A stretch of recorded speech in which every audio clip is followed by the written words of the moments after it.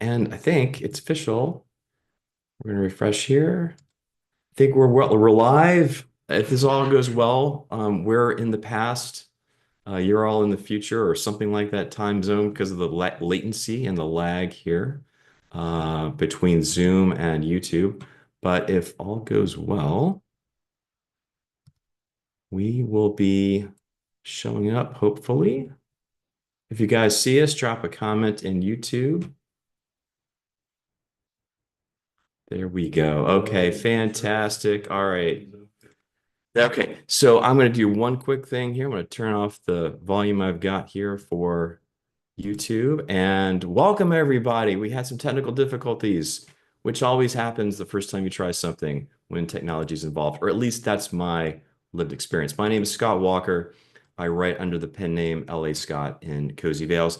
Cozy Vales, for those of you who do not know, is a shared cozy fantasy world. We have around 20 authors writing consistently in this project.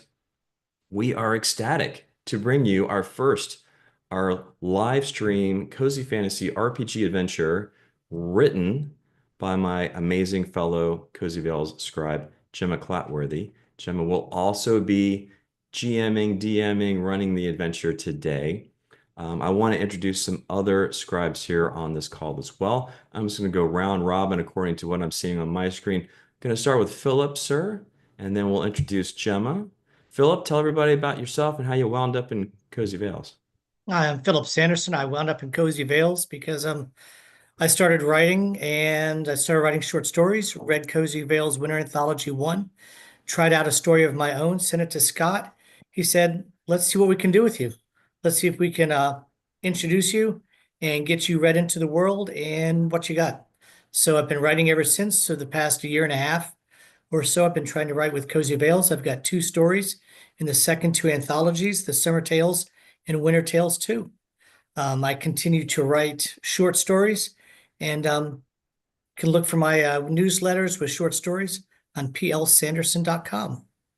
Fantastic. Love having you here. And it was great to have you reach out of the blue. Gemma and then Selina. Hey, I'm Gemma. I write under the pen name G Clatworthy, and I've been writing cozy urban fantasy for a while. So some of you might be familiar with my Omensford series, which is a cozy witch mystery. And then I saw Scott's post on a new cozy fantasy shared world, and I was intrigued. I was excited. So I've been involved since the beginning. And you can find my short stories set in Saffron Vale in any of the anthologies. And 2 out of the 3 books in the Saffron Vale trilogy are out now and available on Amazon. Awesome. Thank you so much. We'll do Selina and then Bonnie. Hi, I'm Selina. I write under the pen name Selina J. Eckert. I am I guess, creator of the Fireside Fantasy Facebook group, which is all around cozy fantasy. That's actually how I got involved in Cozy Vales. Scott is a part of the group and had come to me a couple years ago now with the idea, and I was all in on it. So I'm hoping to write more in that world. And right now, I'm probably most well known for my Jinx books, which are also cozy fantasy, but with a contemporary setting. They are fantastic. And I love that series. We'll do Bonnie next and then Cass. Thank you, Scott. I'm Bonnie Axton, and I've got a story in all of the Cozy Vales anthologies, like the some of the others here. I saw Scott's post in Selina's group, and it's been really fun so far. If you want to find out more about me, I'm at bonnieaxton.com. Awesome. Thank you. Cass? Hello, I'm Cassandra Stirling. I write urban fantasy, cozy mystery, and in Cozy Vales, cozy fantasy mystery, because I love the mystery. You can find me in the first winter and the first summer anthology. Again, cozy fantasy mystery for that, with my fun bookshop, well, almost bookshop owning main character.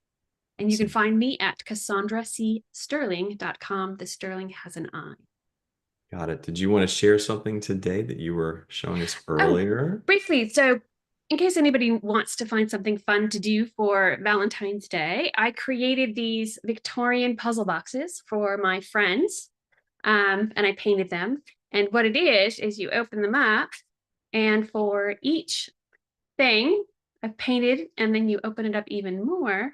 Now things are going to fall out of the inside on this one because I put some stickers in there, but got paintings and they're just fun little projects to do, and it was so much fun to do. It's really hard though because you have to know how to fold it right.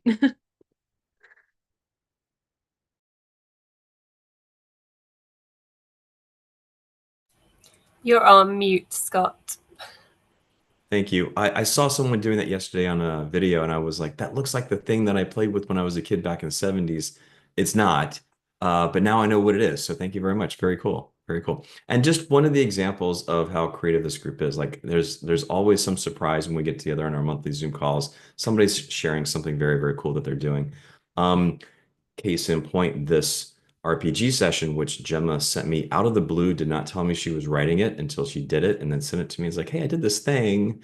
And I was like, this is amazing. You wrote a cozy fantasy RPG set in Cozy Vales. This is great. We gotta play this. We gotta do this.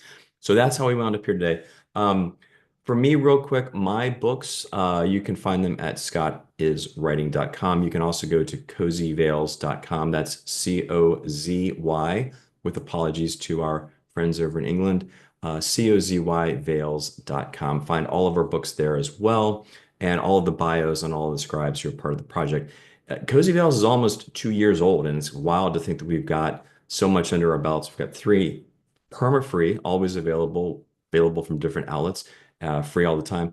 3 anthologies are out. We've got a 4th we're working on for later this year. More details to follow on that. We've got this live stream. We did a live launch party for our last anthology, which we'll do again for our next anthology. We've got some other cool stuff that I can't talk about just yet being planned. We're literally beginning to work on production on one of the projects today or this month. So bottom line is stay tuned, because the Cozy Vales Scribes have a ton of cool, very awesome beyond the book experiences coming up for you later on this year, in addition to books. So we mentioned Gemma's got her Saffron trilogy. 2 of those 3 books are up. The 3rd is available for pre-order. I've got my Appleton Vale series. Book 1 is available. Book 2 will go up for pre-order very soon. That one's called A Hearth Fit for a Witch. So no matter what you want to do, there's a ton of content out there to go in and enjoy from Cozy Vales. Take a break from life. Forget this crazy weather.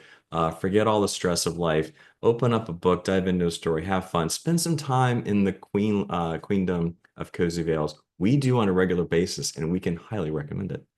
With that, I'm going to turn it over to Gemma, who's going to take over control. She's going to lead us through this awesome adventure. Gemma, take it away.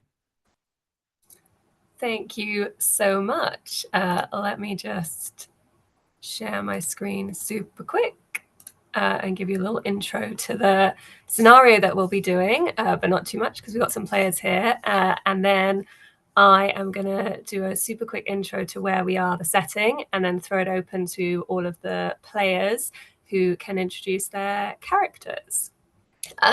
So this is Chalmer's Delight. It's a Cozy Vales adventure. So it's a one-shot scenario, as Scott said, set in the Cozy Vales universe, specifically in Turtle Bay, which has a climate similar to the Florida Keys, which is very fun to write about.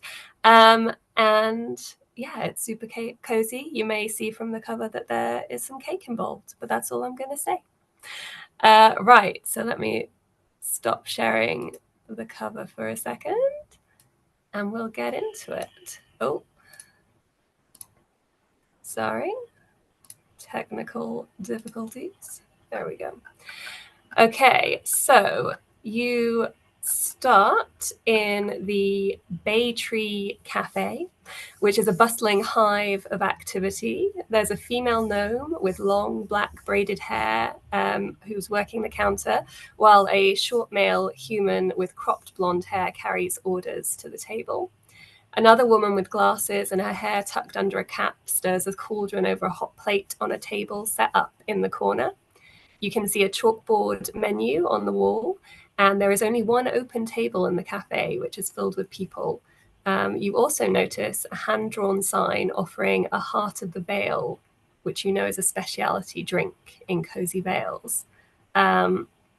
So just for this purposes, I'm going to go round the order of people I see on the screen. Just give us a short intro to your character, what you're doing there, and what you want to do. So Scott, I'm starting with you because you are top left. Okay, awesome. So my character is, we did this kind of a last minute change.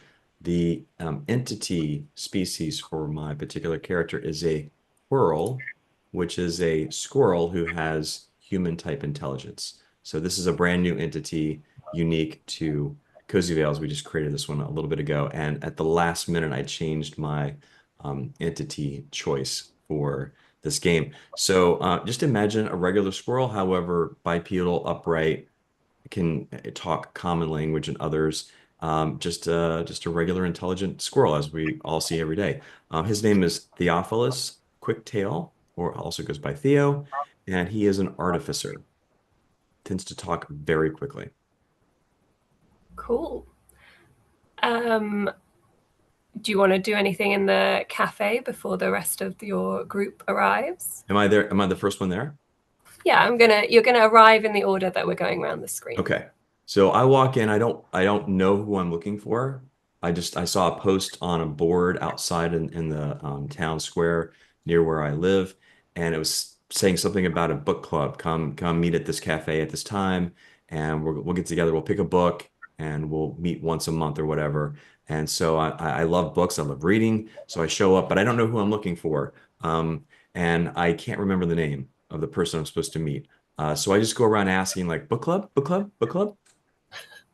Okay, there is currently nobody there from the book club, so all the patrons will kind of just give you the like, no, and go back to their drinks and conversation. Okay, all right. So there's an empty table.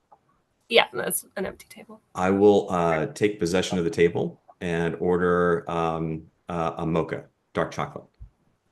Okay, so the server will bring you a mocha. It takes a little while. So while he takes your order and goes away to make it, Cass, you enter the cafe. Hello, I am Liara Blossombottom. I am a spring elf. I'm a druid. I like magic. I like shiny things. I have a lot of jewelry. I am somebody who just really likes action. So you'll notice I run straight up to the counter and say, I need a coffee. I need a coffee right now. Thank you. Can I have a coffee? Just a regular coffee. None of that fancy stuff. Oh, and a croissant. I really would like one of those pastries. That would be amazing. And I'm going to go find my group. So while I'm doing that, you can just find me at whatever table I end up in. Great. All right. I'll see you in a bit. And then I wander off and I see one lone squirrel sitting at a table and I think, maybe is that my group? So I walk over there and I say, hello, I'm Liara. Are you here for book club? Yes. Did you organize this? I can't remember. I did. I organized it. This is my book. Fantastic. I'm here first. I'm having mocha. Good. They don't have, I don't think they have nut ale here, but if they had nut ale, I'd be drinking a nut ale, even though it's 9 o'clock in the morning. Well, yes, that wouldn't make book club all that easy to talk about if you're drinking ale at 9 in the morning, but that's all right because coffee will be perfect. Would it? Sometimes it's better with nut ale. Excellent. So I sit down and say, well, we'll wait for the others before we begin the discussion about what book we want to read. Okay. So as you're getting to know each other, Bonnie, your character walks in. Okay, I am playing Hetty Goodbroth, and I am a halfling. I'm a barbarian, but I'm a tavern cook, and I work in one of the taverns down on the docks at Turtle Bay, making stew and dumplings day in, day out, baking bread, dealing with the sailors and whatnot. So I come into the, I'm gonna look around, and I'm not sure who I'm meeting. I'm here for the book club as well. So I'm going to order some tea and some cake, and I'm going to stand there holding it and looking around. I'm feeling a bit lost, and I catch the eye of a quirrell and spring elf sitting at a table nearby, and I'm kind of making eyebrows at them like, could you be my group? Oh yeah, I see you waving. I'm going to make my way over and sit down. Book club. Are you here for book club? Yes, yes. Excellent. I'm Liara. Nice to meet you. I'm Hetty Goodbroth. Theo Quicktail. They don't Nice have to nut meet you. ale. I wish they had nut ale, but they don't. But if they did, it would be cool, and I'd have one. But they don't, so I'm not. So I'm having mocha. Hi, good to see you. We will launch into talking about the book as soon as everyone else arrives. Did you place an order, Bonnie? I went up and I got mine at the counter. So I was clutching my tea and cake and I was looking around, to see. So I have them already. Okay, good. And then, so as you sit down, make yourself comfortable. Selina, your character walks in. Okay. I'm playing Rolira. I have her as a tiefling, but I'm thinking more along the lines of the Petalborn, which are the entity in Cozy Vales. So she's got like kind of flowery purple colored skin and hair. And she's walking in kind of leisurely, kind of slow, and there's a little cat on her heels following inside. The cat's just like a black and white cow cat. So she'll go up to the counter and she'll just ask for a nice mint tea. And then she'll look around for the book club table. Okay. All right. So you're all at the table. Do you want to have a chat about the book? What are you going to be reading? Yes. So why don't we start to talk about what kind of books we want to read? Now, I like mystery. I'm a mystery person. But we could read something a little more interesting, like the Antares Guide to the Veils. That's an interesting to see what she sees from our veils that we don't. Or we could read there's a new one. Ulrich Treble has a book out. But so I just wanted to throw it out there. What would you guys like to read? I have my choice, but what would you guys like to read? I've heard Antero Scribes really good. I haven't read it yet. But here's good. Anybody else? Well, I like romances, but I also like mysteries. But Antares Guide also sounds good. So yeah, we could go with that. As you're discussing the book, do you want to give me some passive perception checks?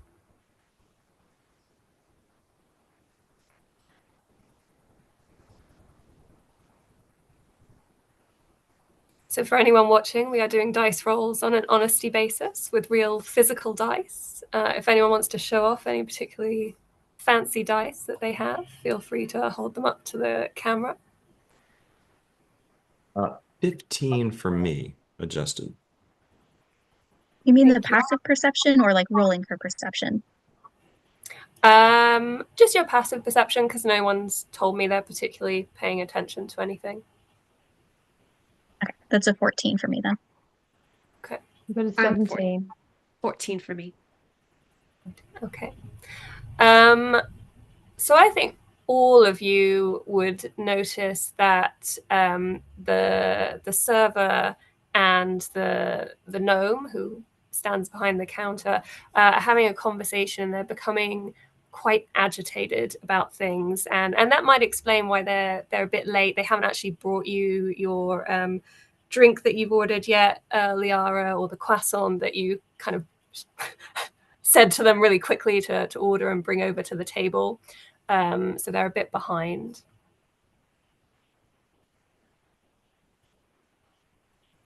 Right.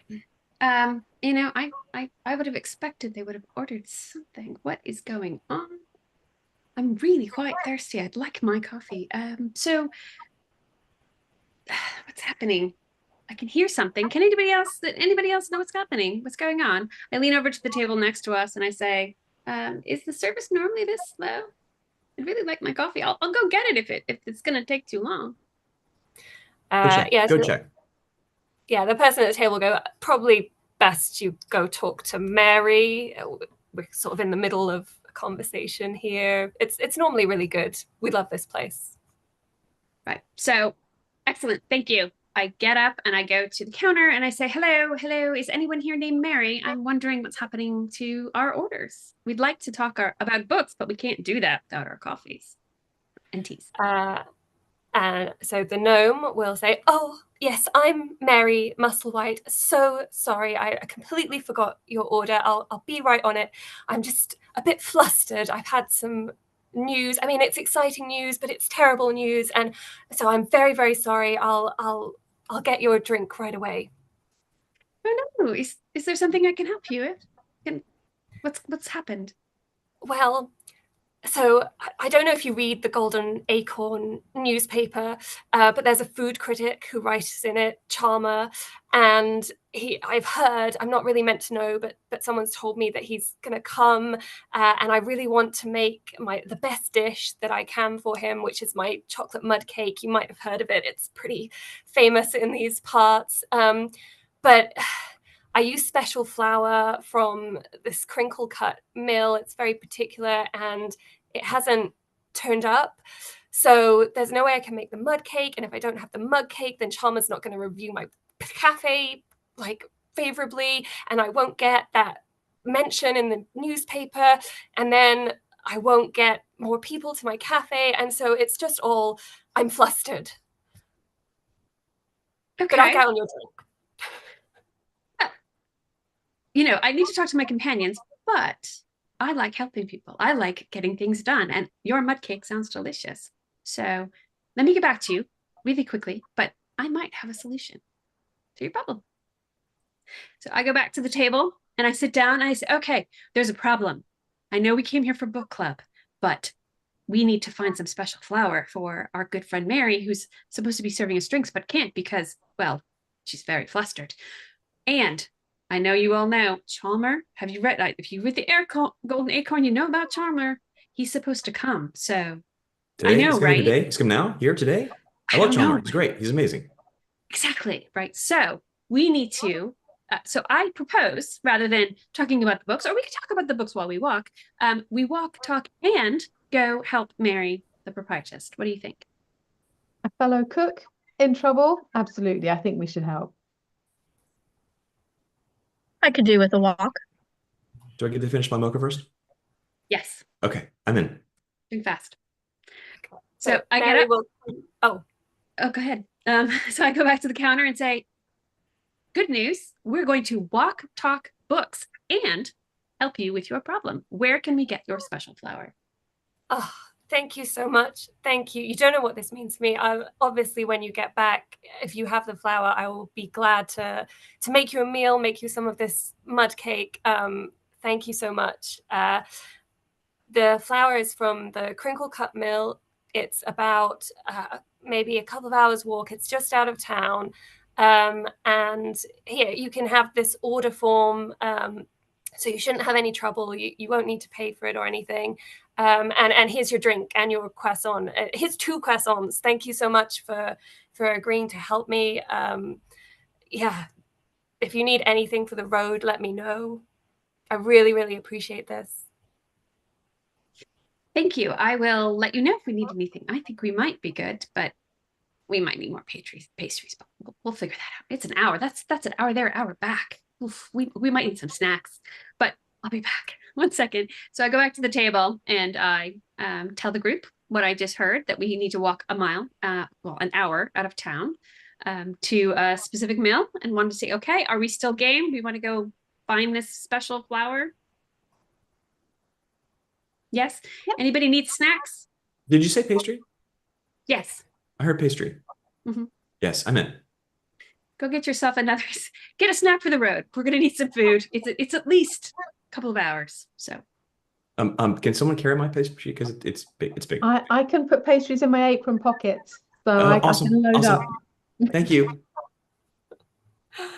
Fantastic. So Mary will load you up with pastries of your choice from her selection that she has, and point you to the road leading northeast out of Turtle Bay. So as you head out the city, a sturdy breeze blows across your face, bringing you the fresh scents of the countryside. The houses become more spread out, and in place of crowded city streets, the road widens as you leave the city. People and carts of all shapes and sizes travel along the road, some heading in the same direction as you, and some going into the city, A look of wide-eyed wonder on some faces tells you that these folks are seeing the second largest city in the queendom for the first time. And after a little while walking, you see a white windmill a little ways off with a medium-sized house and a large thatched barn next to it. Is that it? That looks like a That's it. mill to me. Yeah. I hope Excellent. so. Because I'm tired. I'm getting tired. An hour is long. My legs are short, small. Yeah.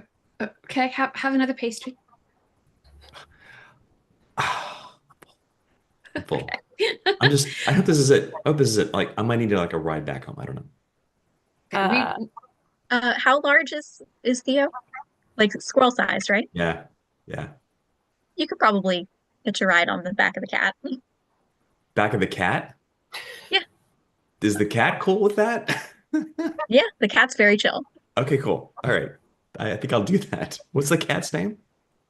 Buttons. Buttons. Sweet. I think I'd like an animal handling check from you, Scott, to see if the cat is chill with that. So chill. I can't believe you don't take my word for it, Gemma. You can have Oh, advantage. nat 20, baby. Crit.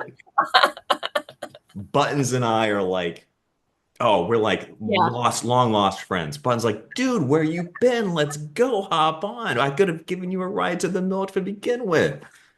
Yeah. You feel like you have an intense understanding with this cat and like that you're on the same wavelength as you hop on.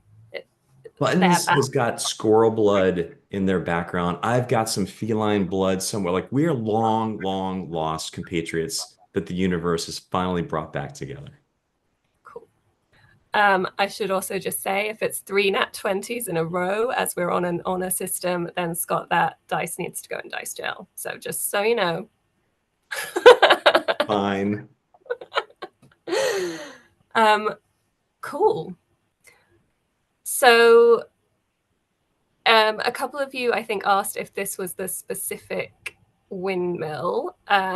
Anyone who asked that, because I can't remember who did, can you give me a perception check, please? Who asked what? If the white windmill was the specific mill that you're going to. I can't remember who asked it. Mine was a 10.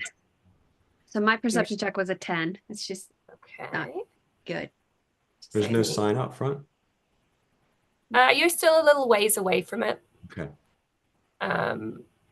Yeah, so on a 10 from the distance you are away, it just looks like a windmill. Buttons and I are deep in 11. conversation about Intara's guide and how much we were looking forward to reading it. And I'm not even paying attention to what's going on anymore. Yeah, fair. Okay, so as you get closer, anyone who is paying attention will see that the sails of the windmill are still. And as you approach, it's probably getting up to maybe close to around lunchtime. You don't think you're walking too fast to get there. You're chatting about books. Scott's having a conversation, or Theo's having a conversation with the cat about whatever they chat about. You will suddenly hear a scream behind the barn, followed by the sounds of a child sobbing. Well, we're going to rush over and see what that is. I can't hear a child sobbing and not go have a look. Yeah. So we all run over and find this child. Okay.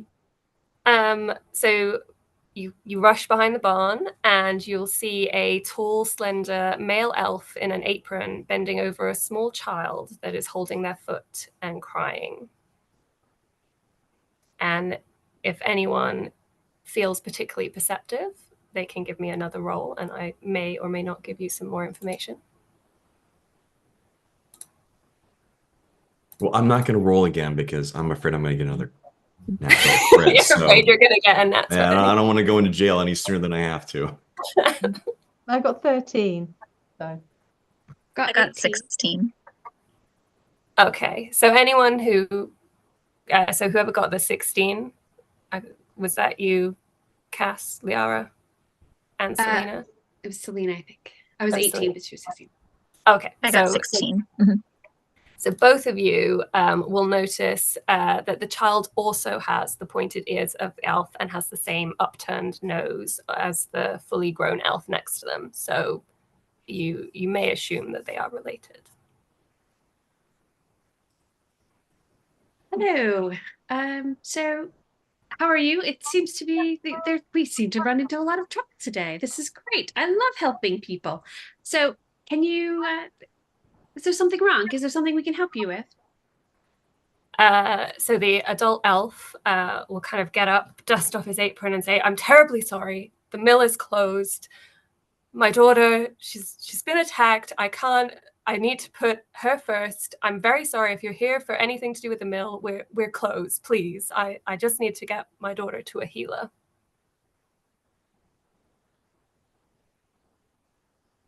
Well, I can heal her.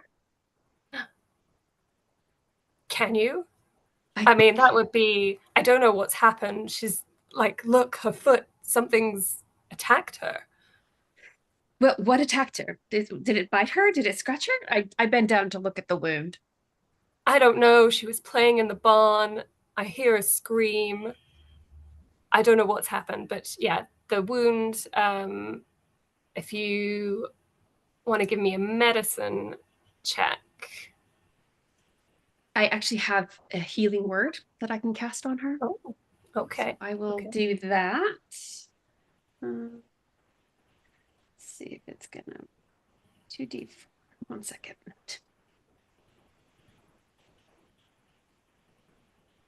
She gets 9 points of health. Okay.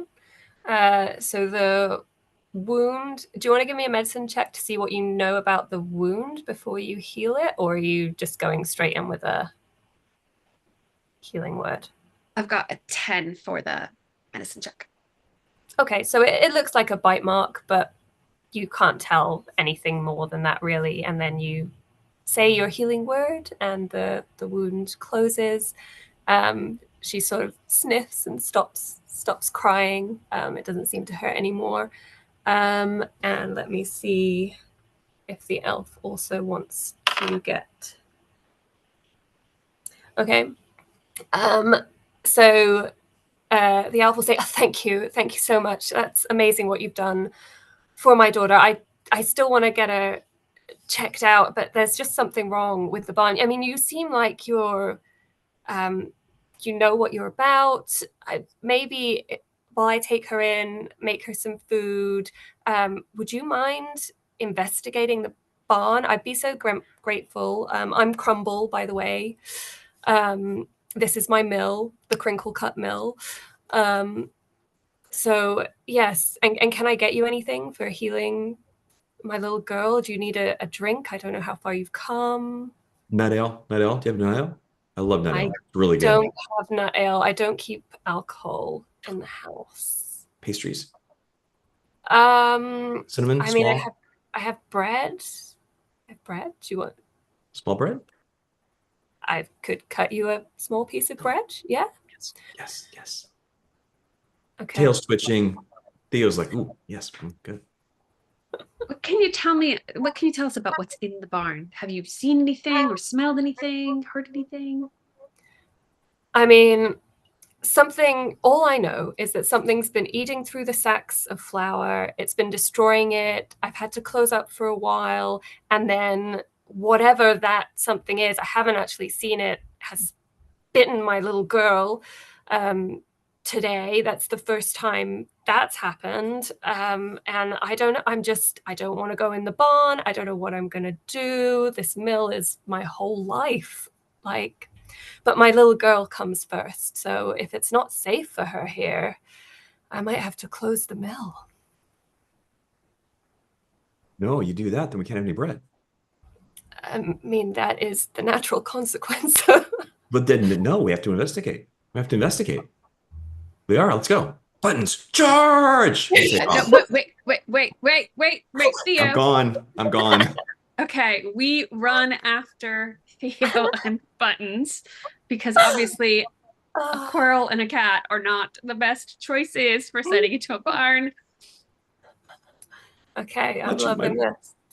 How dare I'm you? probably going to shriek buttons and run after them. Okay, okay. Let me read you this, and then I'll get up a map of the barn so you can see where you are. So upon entering the barn, the first thing you notice is the fine dusting of white flour that covers every surface. There are Hessian sacks piled up in neat stacks, but many of the bags are empty, especially those stamped with grain symbols. The first half of the barn is open up to its lofty rafters, where you can see the dense thatch that roofs the building.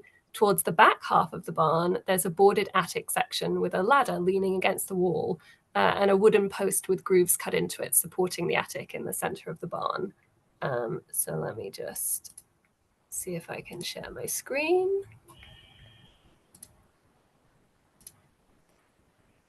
So, can everyone see that? Yeah. Yep. Yep. Yeah. Okay. So that's what you can see. I'm going to put Theo, you've kind of charged in, so I'll pop you there. Perfect. Is that about the order that you want to be in? Does anyone want to be in a specific order? Well, I think yes. I think we're in the right order. Okay. All right. So what do you want to do? You've rushed into the barn. Theo's still on buttons. Is it possible to have a look at the floor if it's all covered in flour? Maybe there's some footprints or something in there, or something to look at, Oh, or yeah, nice. Give me an investigation check.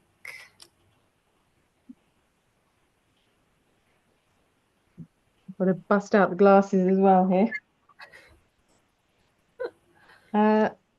I've got 15. Okay, so you, with your chef knowledge of working in taverns and down the docks, you recognize that there are some little footprints which look rodent-like, except larger than you would have seen before. And you also notice that some of the flour sacks have been gnawed, and some of the wooden walls of the barn have got kind of teeth marks and little holes, or maybe big holes in them. And you hear something skittering around in the loft part of the barn. This doesn't look good. It looks like rodents.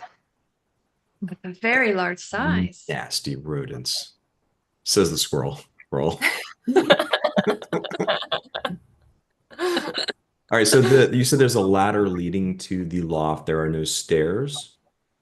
So there's a ladder leaning against the side of the barn. Okay, but there's no other access to the loft at this point that we've seen. Give me a perception check, little quirrel. 15. 15.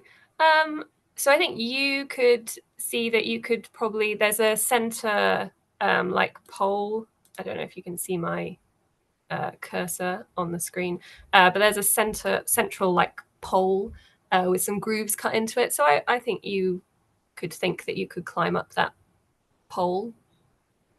Okay, You buttons wanted to. can't, but I should be able to, no problem. All right. Yeah, I mean, Buttons is just a regular cat, right? Like, yeah. Yeah, Okay. just a normal cat. Okay. Okay, but before we jump, I am all about jumping into action, but do we want to try and bring it to us? Maybe? Do we want a white Cass? Bring the rodent of a large size to us, or what do you think? Hetty, you're the barbarian. What do you think? I've still got some pastries in my pockets. I don't know if we could, put them out and try and tempt it out or something, or I don't know. Oh, a trap, lure. I like it. It's good. Let's do that. Yeah. Stand down, Buttons. Okay, I'm gonna so get some pastries out then and start putting them. I don't know. There's like little holes in the wall or nibble sacks or something. Start spreading the crumbs about and And then we Okay. should just throw one up up there to see if it'll come down. Mm-hmm. Okay. So you hear some scrabbling in the loft part as something takes the pastry and presumably eats it. You still can't see up in the loft. The stuff that you're putting on the floor, I think, give me stealth checks so I know how quiet you're being, because you will want to stay in the barn, or are you going out of the barn? I'm about as stealthy as an elephant, large dragon. I'm at 4. Okay. Wait, so Liara, what are you suggesting we do? Are you putting down food and then we're supposed to back out of the barn? Or are you going to putting down food and we're going to stay in the barn? My worry is if we come out of the barn, I mean, we could capture it. Problem is, if we leave the barn and it comes outside, it might attack the family. It might run away. I mean, maybe we want it to run away. I don't really know, but maybe we want to keep it in the barn. I don't want to go up to it because there'll be one of us up there at a time and it could attack. And I don't want a rodent of large size eating my face. I like my face. So that's why I think we should maybe keep it in the barn, but be prepared for it to launch itself at us. Maybe. Could we like okay. hide behind sacks or something and put a nice croissant out in the middle and then we leap out and, The reason I'm asking is right now you're still outside the barn, and I'm presuming the barn door is open. So I'm confirming that we're all on the same page in terms of what your plan is. If anybody has a better plan, I'm all for someone else jumping in. But I'm currently outside, but we will move in, maybe line up, and as Hetty says, we could line up behind her since she's a barbarian and she could punch it. Sounds Maybe. good. So something like this.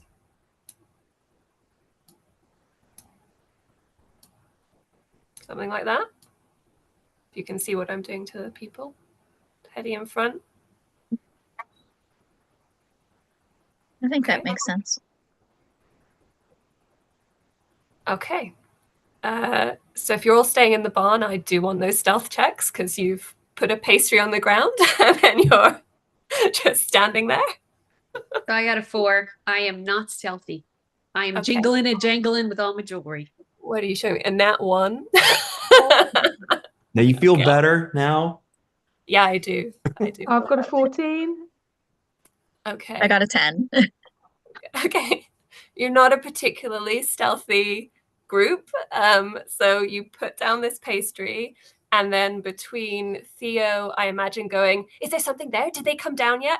Like that kind of vibe. And Liara stomping around, I don't know, maybe going like, yeah, this should really work. This is a great plan.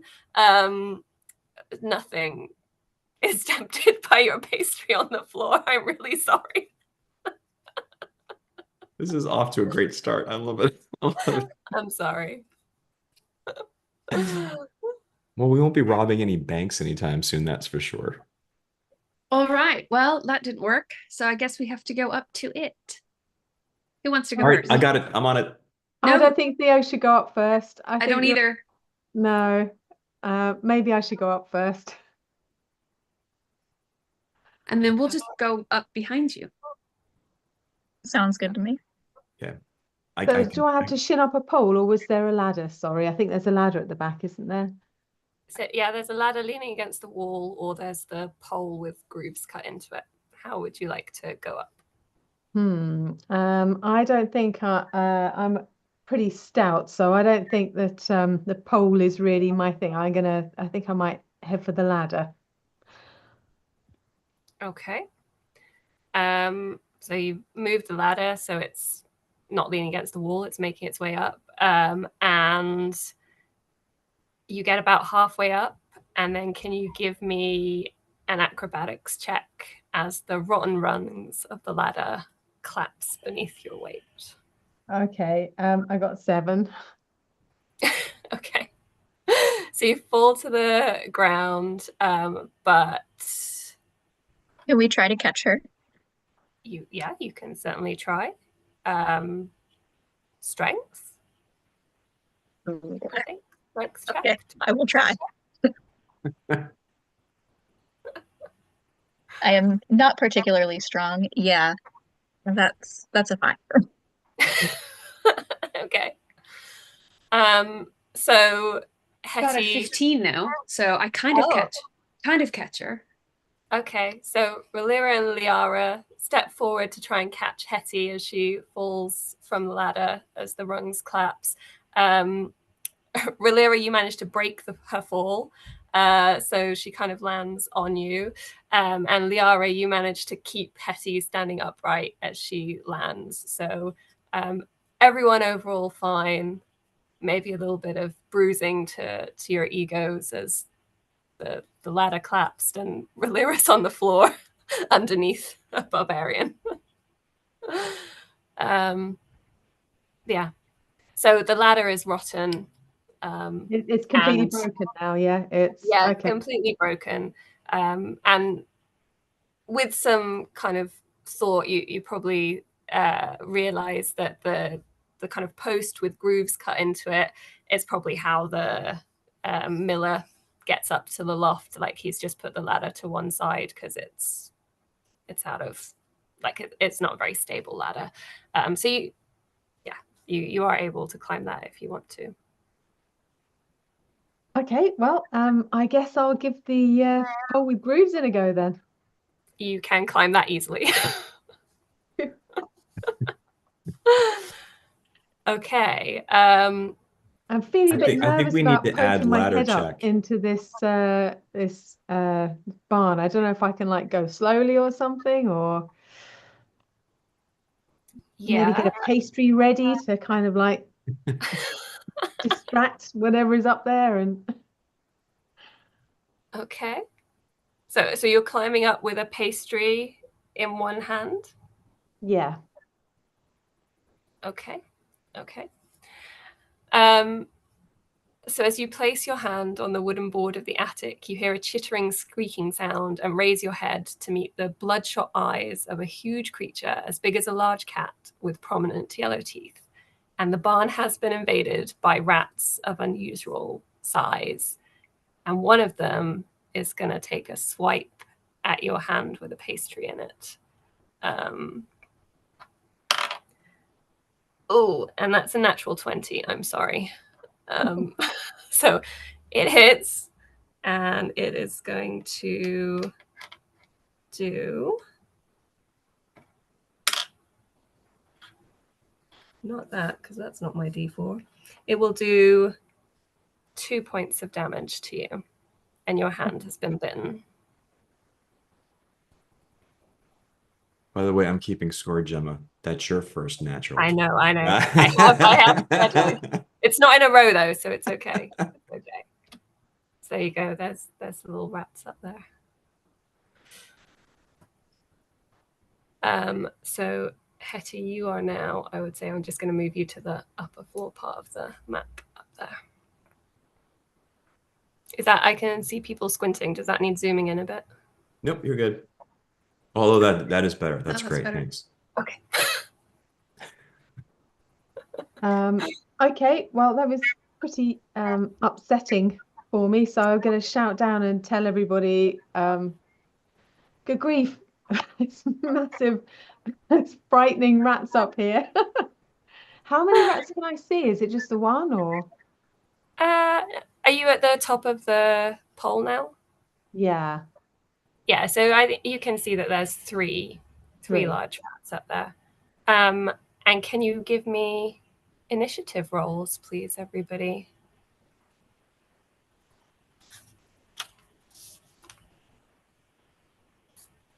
Okay, 18. Okay. Got 4. I also got 4. And I'm 12. Okay. Okay.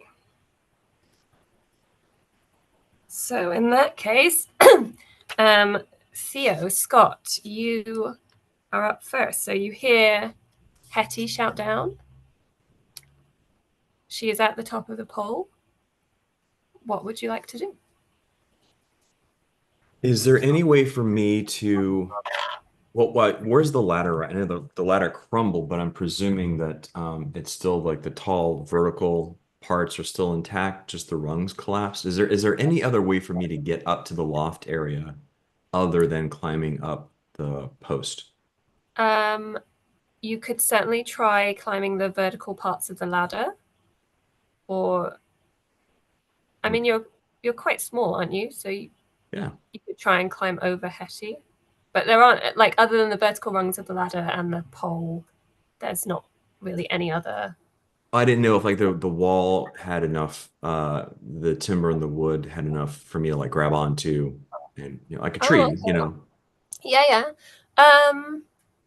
Yeah, I think if you want to try that, you could give me either acrobatics or dexterity, whichever you want, to try and climb the wall.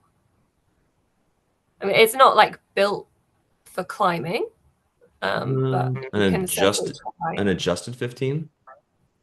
Adjusted. Yeah, I'd say you can climb the wall. Which wall would you like to climb? From where I'm at, why don't you move me down towards the south wall to the right of the door? Yeah, So right around here. there. I basically what I want to do is go straight up the wall so I can get some kind of a view of what's going on, and Okay. decide how to take care of the nesties, the rodent nesties. Okay. I'd say it's about 10 foot to go straight up vertical. So Okay. then just however much movement you've got left after that is how much you have. So even though I'm climbing, that's not going to be a disadvantage. Well, you're a quirrell, so I'm sort of seeing that you're naturally able to climb. Okay. Well, okay. Is that my action though? That's your movement, I would say. Okay. So I'm what do gonna I let you see? climb with the movement. So you can see one giant rat in front of Hetty, and then these two other giant rats there kind of looking at her, being a bit cautious. There are some crumbs on the floor from the pastries that you threw up earlier. Okay. And then each of these squares is five by five, right? Yeah. Okay. I'm going to cast Thorn Whip cantrip on the rodent right next to Hetty. Okay. Do. And do I get a chance to save against that? Looking now. It is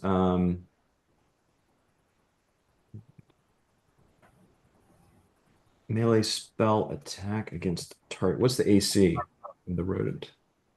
Well, do I need to tell you, or do you need to tell me numbers?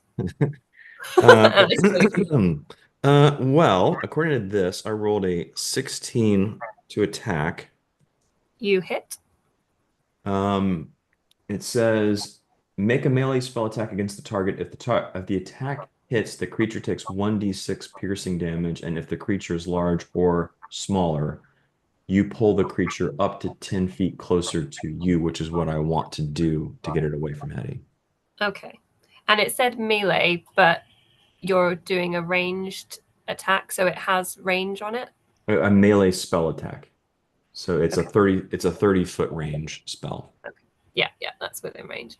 Yeah, okay. So it hits, and I don't get any saving to half damage or anything on that one. Not according to this. Okay, roll to hit this little rat, and it is larger than you, I would say, because it's about the size of a cat. So Okay, if you are gotcha. squirrel sized. Okay, 4 points of damage on a 1d6. Okay, let me just mark that up. This rat is looking pretty damaged, I would say. It's not happy about being hit with a thorn whip. And would you like to pull it towards you? Yes. By 10 feet, so about there, I would say. Can I pull it off the loft? Uh, Technically it says I pull the creature up to 10 feet closer to me. I don't know if that's like if I can angle it to get it like to drop it off the loft. I don't know. It's up Oh, to you. so you want it to be like here? Yeah, I want to kind of like throw it off the loft if possible. Yeah, I'll allow it. I mean, I'll make a check if you want to. It's up to you. No, I'll allow it because it seems like it's going to be fun. Okay, so the rat falls. It does not take any damage because it is pretty acrobatic. And it is now down here where it will be sort of dazed and waiting for its turn. Cool.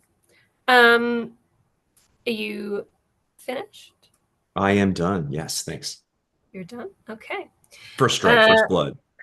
Yeah. Congratulations. A bloodied rat falls to the floor. So Cass, Liara, you are up next. You have just seen your friend Theo whip a rat onto the floor. What do you do? So I am going to cast Ray of Frost on the rat. Okay. And 11 is my attack roll. Is that 11 to hit? Yes. That misses. Okay, so for my bonus action, I'm going to use my shillelagh on myself. Oh, that was good. Which was 22 to hit. What are you doing with your... It's a transmutation, so I am so shillelagh is a quarterstaff you're holding is imbued with nature's power.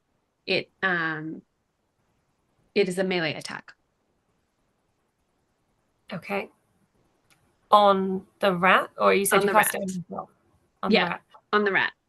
What is the range of that? Because I would say you're about 15 foot away from it. Well, it's actually I let me back up. This is a spell that I don't use very often, so I'm reading the instructions. I cast it on myself, so I now have an ability to make my cast my club as a weapon. So it's become a weapon, and the range area is self. So because it's melee, so it's in my hand.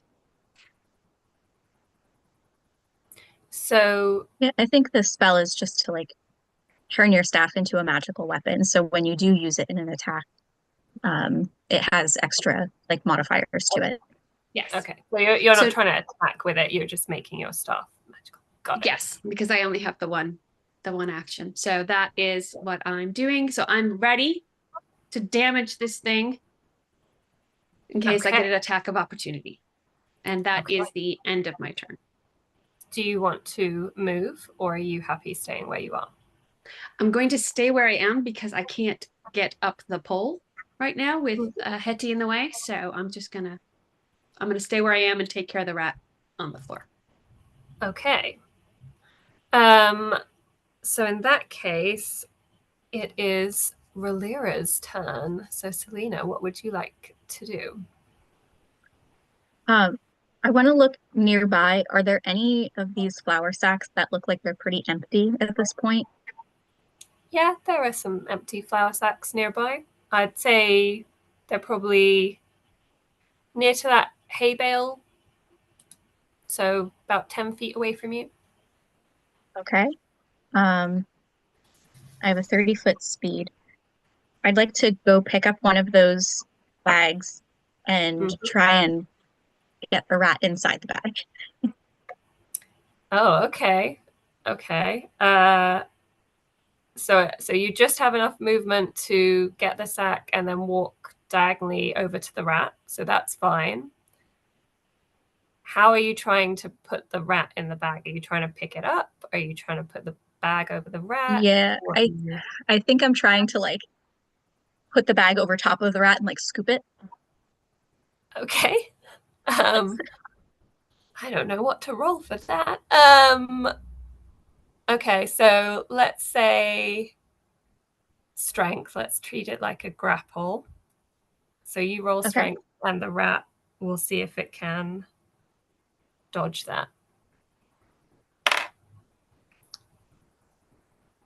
18. Yeah, the rat got a natural 1. So it tries to run away, but runs into the bag that you're holding out. It just gets totally confused, possibly because it's been dazed by being dropped off the ledge. So you now have a rat in a bag. Congratulations. And you are Okay. standing I'm just there. gonna like hold the bag up and like hold it closed to try and keep the rat in the bag and look kind of lost because this was as much of a plan as I had, and now I'm not sure what to do with it.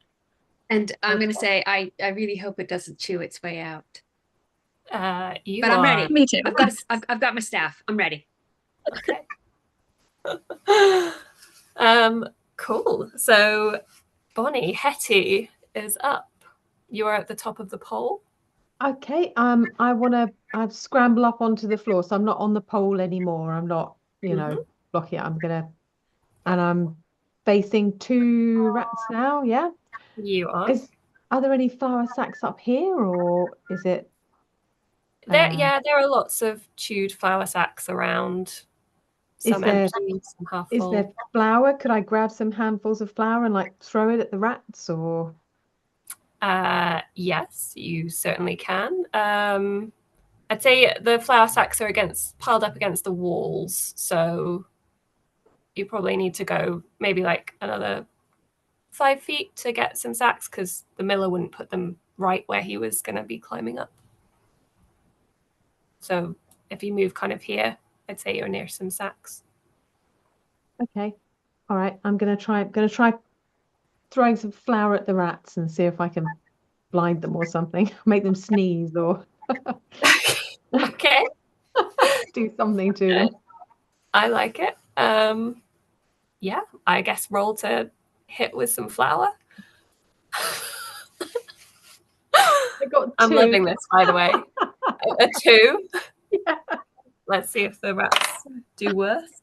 They do not. So you, despite your barbarian strength, you manage to scoop up 2 handfuls of flour, and you just kind of do a really weak, like, eh, and the flour falls both in front of you, and because it's a 2, you get some on yourself as well, but you're not blinded or anything by it, but you are now coated with a fine misting of flour. Do you have any bonus actions at all, or I don't know. I'm sorry. I don't even know how that works. So that's fine. I'll see if I can get you a character sheet.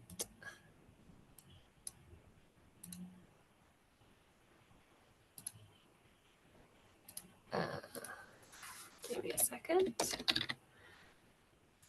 While I am looking, do Scott... Oh, no, the rats get a turn. Okay, no, I'll look first then. They flee in fear. I don't think they do. Ah, I'm pretty sure they would. Not yet. Not yet. I am struggling to find this sheet. Okay. While you're looking, I scream out, "That's 1 rat in a sack. Who wants another? We've got sacks all day long."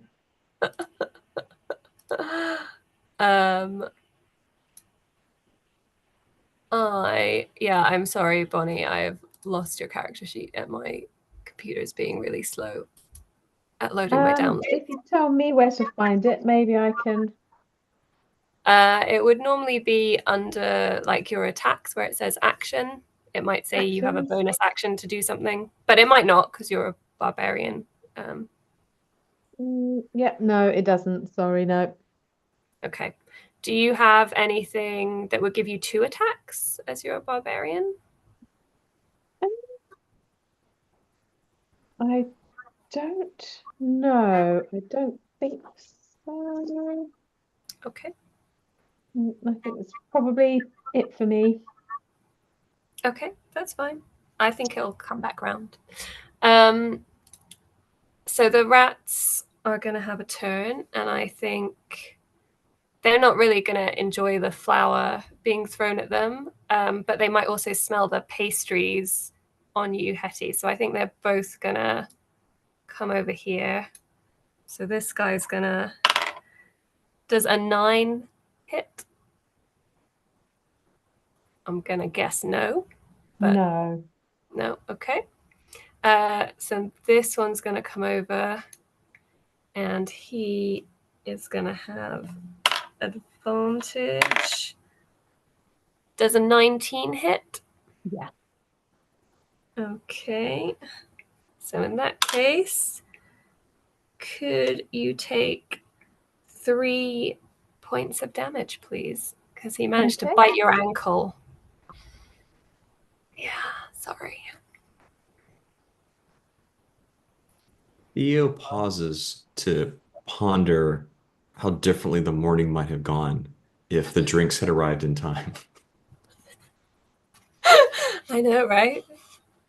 Only you hadn't been so How did we helpful. wind up in a bar fighting rats? We were a book club. We're supposed to be talking about Antara's Guide. What is happening? It's an adventure from that we could add to Antara's Guide, maybe.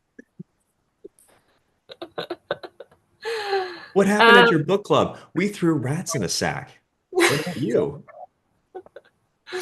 Oh, I forgot about the rat in the sack. Thank you. Thank you, Scott, for reminding Yeah, I me. feel like Relier is never gonna live that one down. No, you still have a rat in the sack. You're good. So, Theo, Scott, we're back round to you. Well, I believe the other rat is still within range, and since that cantrip worked so well the first time around, we'll try it again. I'd say the other rat is about 20 feet away from you. Is that It's still in range? a 30-foot range, so no problem there. So this was a base 16.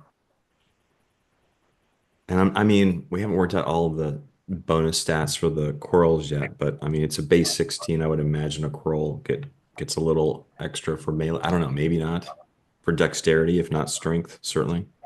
If you're asking if it's a 16 or above to hit, it hits. Okay, so that hits. So we'll do another 1d6. Ooh, 5 this time. And I will attempt to do the same thing. Rat incoming! And I will try to jerk it off the loft again.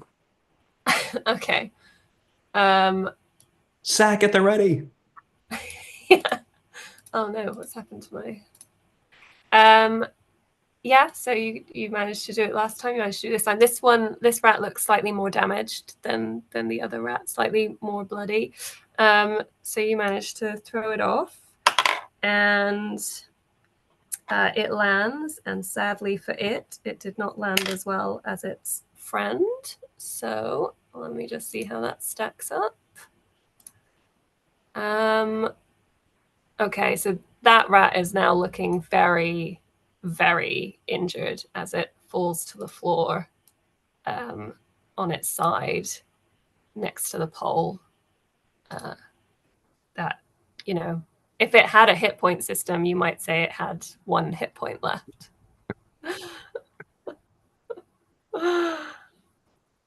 I'm done. That's it. Mission accomplished. Cool. So Cass, Liara, we're back round to you. Right, so I am going to go over to the rat that just fell. Okay. How close would you like to get to it? Melee range. So yeah, that's perfect.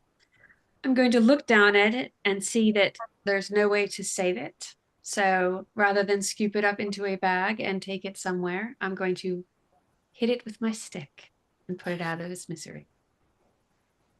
Okay. Go for it. Oh, I rolled a d20. I rolled a nat 20, 24.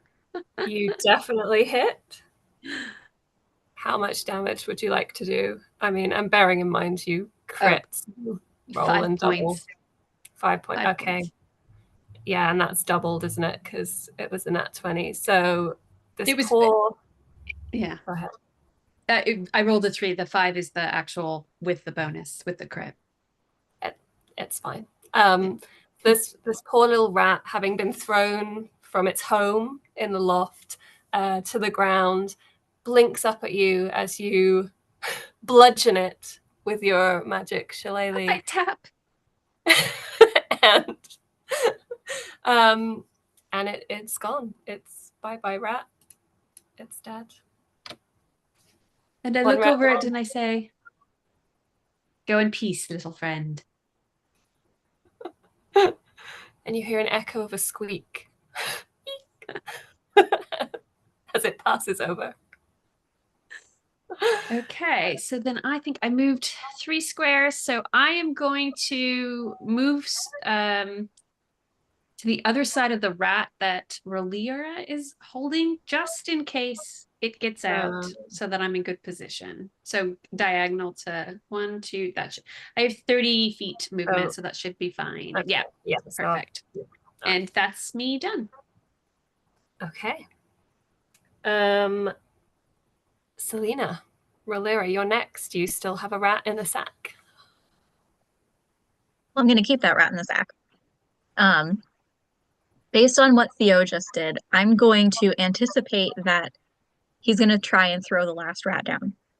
So I'm going to move over to where the second rat had fallen and just kind of be ready to try and catch the rat as it falls in the bag.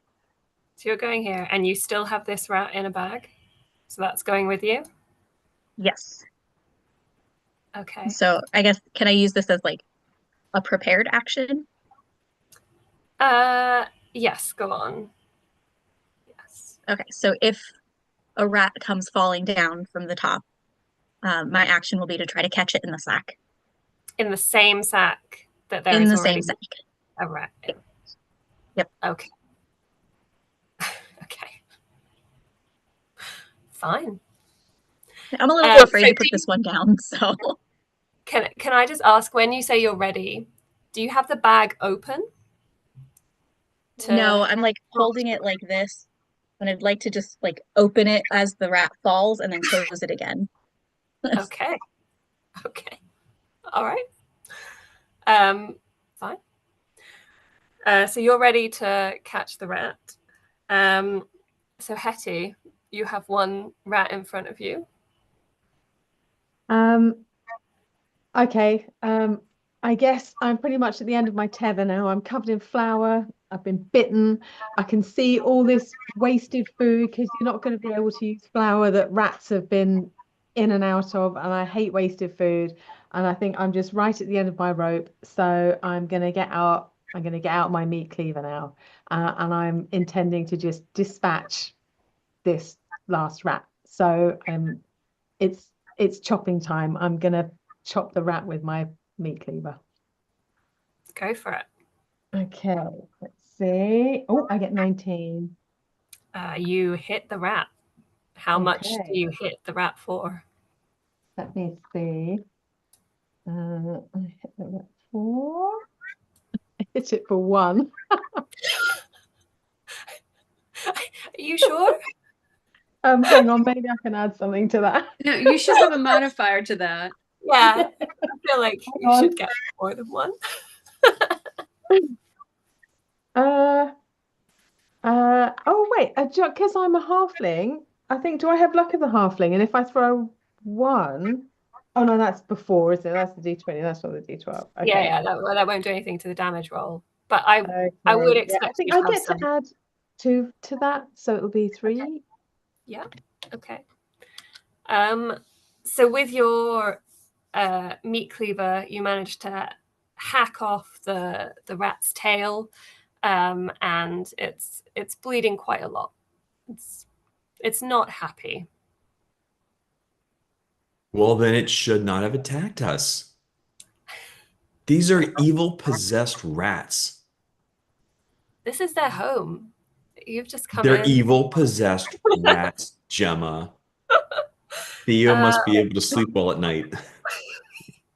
Well, it is the rat's turn. So let's see if the rat can get out of the sack. Ooh, Okay. I think the rat manages to gnaw through the sack and falls to the ground. Oh no. And I think it would have some movement as well. So how much movement does it have? So it will try and run away through one of the holes in the wall. So it's going to go here. So it's going to get to about there, right by one of the holes in the wall. So that rat is trying to escape. The other rat. Oh, he's fast. Opportunity strike. Opportunity strike. Oh, from the Relira? Yes, that's true. Do you Oh, want I do an get one? attack opportunity? Yeah. Thank you. Since I'm holding a sack, I'm assuming I can't use anything else. So I'm just gonna try and like You can use pick anything at else. it. You can use your weapon. That's fine. I can. Okay. Yeah. Hang on, I lost my weapon. Do I not have a weapon? Sorry, sometimes I lose my character sheet. It's all good.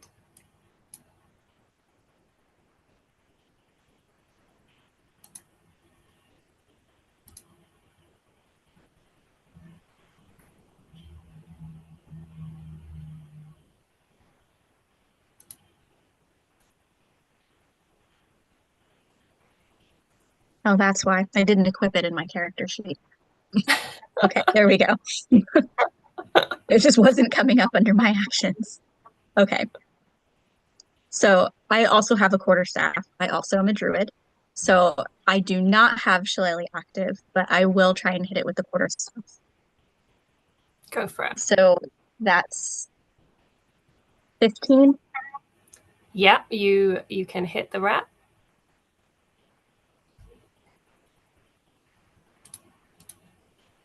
And 5 points of damage. Ah, okay.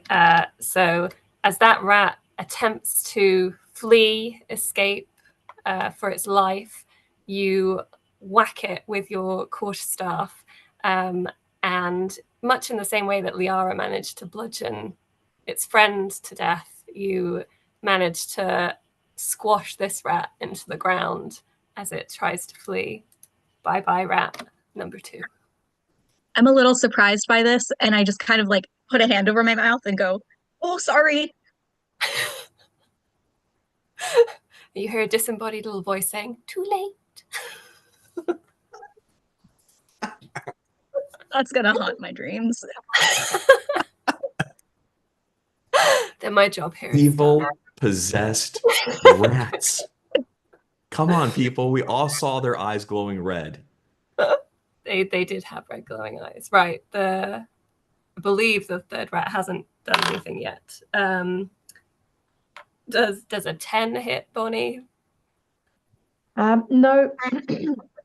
Okay, so that rat will try and bite you, but is so distracted by the flower covering your body that it misses. Okay, we're back round to Scott. Theo, what are you going to do? 3 for 3. 3 for Okay. 3. Well, hang on a second. 2, 3. I want to make sure. Well, I want to make sure.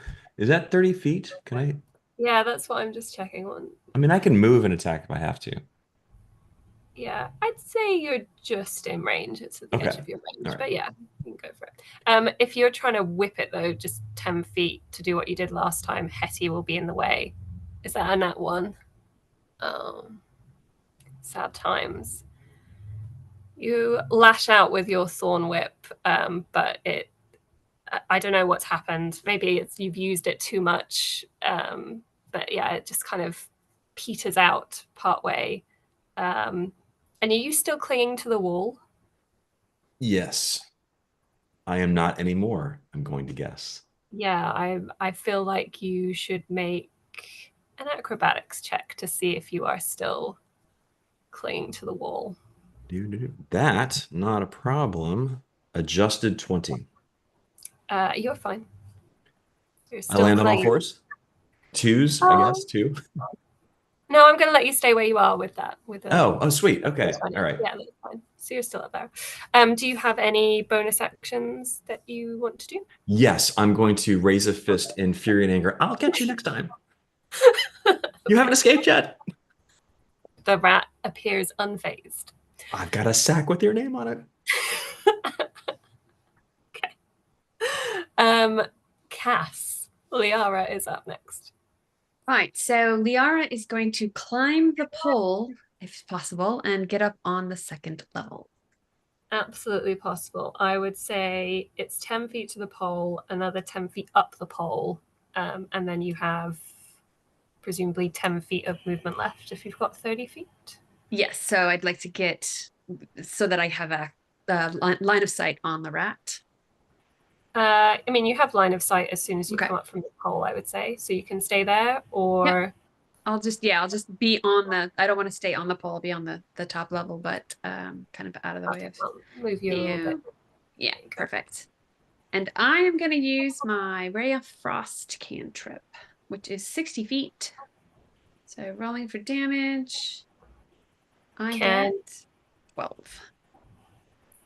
Okay. So can I just check your Ray of Frost? Does it go out like that, or is it just a straight line? It's a frigid beam of blue-white light. Okay, fine.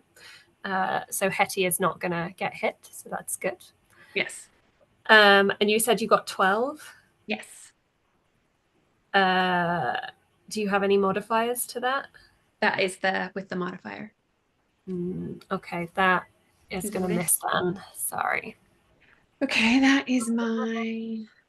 You aim just a little bit too high for the rat, kind of misjudge how big it is. Okay. But Then you're very close. So I'm just going to prepare my staff in case it jumps at me, and that's all I'm going to do. Okay. Okay. Selina, Relira is up next. What would you like to do? Well, first, since I lost the rat in my sack, I'm going to drop it. There's no need to have it. There's a big hole in it. Liara, are you still like on the pole, or did you climb onto the loft? I'm on the loft. I tried to get out of the way of the pole. Okay, then I'm going to try to climb up the pole too, since the last rat's up there. Okay, so I'd say you're about 5 foot to get to the pole, 10 feet to get to the top of the pole. So you've used 15 feet of your movement. Okay, I don't think I need to move anymore. Okay. So I'm going to use a cantrip on the last rat. So I have frostbite. It's a range of 60 feet. And this is, I think, a Constitution saving throw for the rat. For the rat? Okay. It fails, I assume. What's the saving throw against? 12. It fails. Okay. So then this is cold damage, 6. Okay. So this rat, the last of its brethren, in the barn, kind of freezes in a and then falls over and is a little icicle rat corpse. Bye, final rat. There are now no more rats in the barn. Oh, thank Like a rat heavens. on a stick. Oh, I mean, the trauma is real. I know. Okay. So there are no more rats in the barn. What would you like to do? I'm going to climb back down the pole.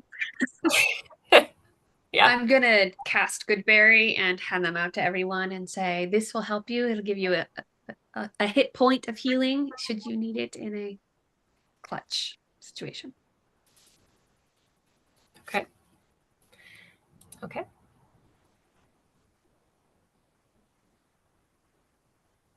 I just take it because I want it. You don't even need it. You're just I don't even like, need it. okay. Yeah, I don't need it either. So I'm just going to like tuck it into a pouch. I'm gonna eat it. And yeah. Okay.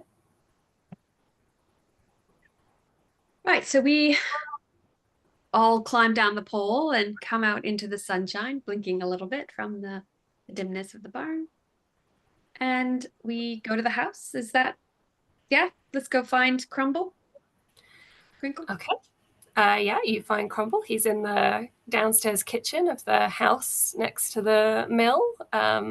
His daughter is eating a cake, and as promised, he has a plate of bread and butter ready for you all. We So killed the he'll dragon. ask We killed the dragon. 3 of them. Well, they weren't dragons. They were rats. a But dragon. they were evil. They were evil and possessed rats. But they were, I mean, they looked like dragons, sort of. Where's the bread? Oh my goodness, that is quite a lot of information to take in straight away. Here's the bread. So there were dragon rats in the barn? I mean, Rodents of unusual size. He's they're smaller than them, so they look like dragons to him. Oh my goodness. Well, and are they still there? I look forlornly at the sacks outside. No. Okay. Well, this is excellent news. Thank you so much.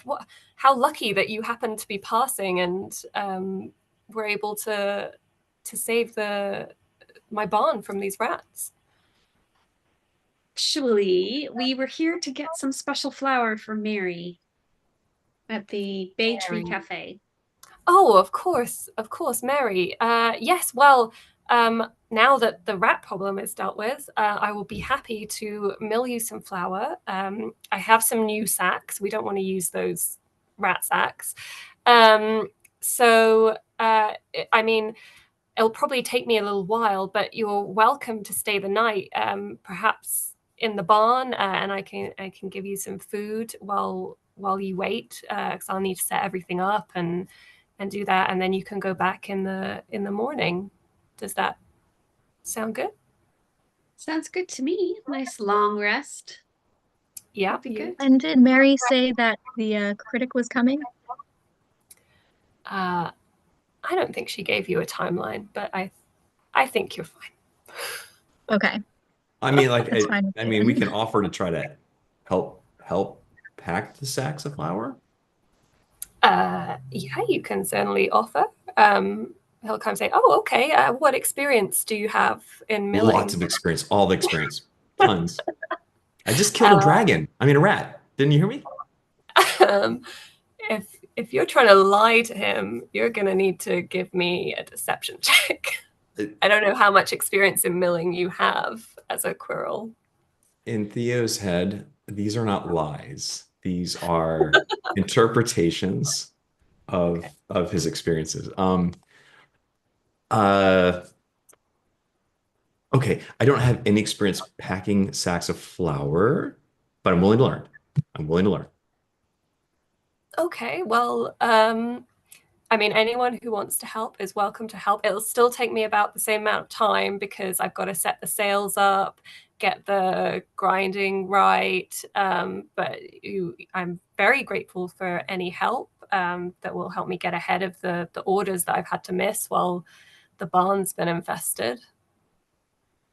Sure. Yeah, I'm good to help. cool. Same here. So after a number of hours work, I would say well into the night. So you can decide if you want to take a long rest or if you want to keep helping him. I'll let each of you decide. Is Crumble working through the night? Yeah, he's going to work through the night and try and get ahead and get you some flour for Mary. It's a I'm big gonna take a farm. long rest. Okay, you're going to take a long rest. Yeah, I think I'll work through the night. You're going to work through the night. Okay. Well, I gotta protect the barn and the mill from the dragons. So Yeah, fair. yeah, right. He still seems a bit wary about the barn, so most of the activity is taking place in the mill where there's no visible sign of any rats. But he can teach you how to set the grindstones and how to winch the corn up and then like grind it down, testing my knowledge of the flour making process here. and then how to catch that into sacks at the end. So I would say you come out this and you have a really good working knowledge of how a mill works. Sweet. You know, that helps you with anything. You never know. You never know. You never know. So then in the morning, he will give you a 20-pound bag of flour. Here you go. Please take this back to Mary. Apologize for me for the wait. It's not like me to delay things. And thank you so much for your help. Have some bread for the road. Thank you. And thank you. We are happy that we were able to help you as well. And hopefully you won't have any more rats of unusual size in your barn. He will laugh nervously. Hope not.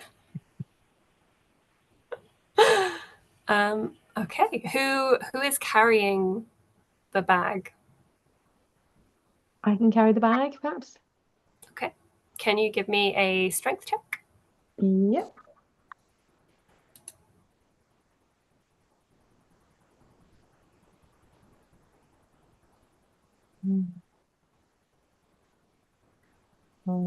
Sorry, it's 12.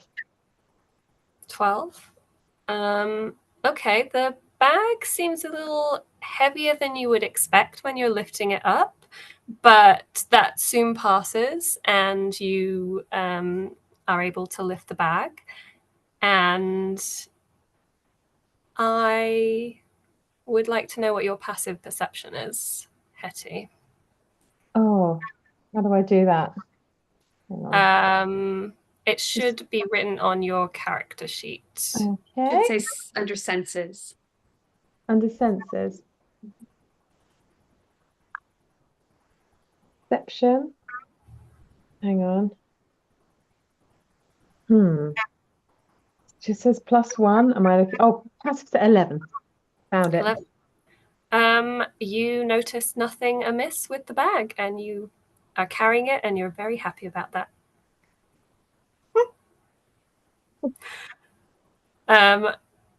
What's everyone else's passive perception? 14. 14. I think I'm also 14. I'm trying to find mine. Yep, 14. I'm actually not finding mine on my sheet. Hold on. Oh, sorry. 14. 14 as well. 14. Okay, so the rest of you notice that Hetty has managed to snag the bag on a small nail, and you are now trailing a fine dusting of flour behind you as you go. I'd say you probably noticed that maybe about like half an hour out from the mill. So how much flour have we lost, do we think? If you want to estimate, it's not very much. It's like just Look, I just spent a night accruing so much experience. Oh, yeah, I feel that's like I'm true. practically an expert at this. So with confidence, you declare that you've lost half the bag of flour, but I think everyone else realizes that it's not a large amount. Okay. I don't understand why no one else is freaking out about this. This is very distressing. Well, does anybody know how to sew? Or have sewing stuff with them? I could probably get close with my artificing, tinkering. Mhm. Give it a shot, unless anyone's actually has sewing. No, I'm a glass blower, so no. Yeah, no, I've got like cook's equipment. Yeah, Yeah, Hetty, you haven't even realized the bag has split. Yeah. I just think it's light, it's it's not getting heavier as I go along. This is all right. I'm just checking my inventory real quick. Gemma, which for some reason, I know I had a couple of kits, but this particular printout doesn't seem to show it. Cook's utensils, jeweler's tools, thieves' tools, tinker's tools, It's up to you whether I've got enough to like fix that up. Yeah, I'd say being an artificer, you can cobble together something that Wait. approximates a needle and thread out of that, and I would say it doesn't take you very long to fix. Yeah. That was just for fun. Okay. For me.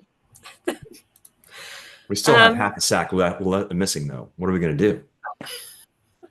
As long as she has enough to make the mud pie for Chalmer, that's all that matters. This is plenty. This should be plenty. Well, I don't know cooking. I don't know baking.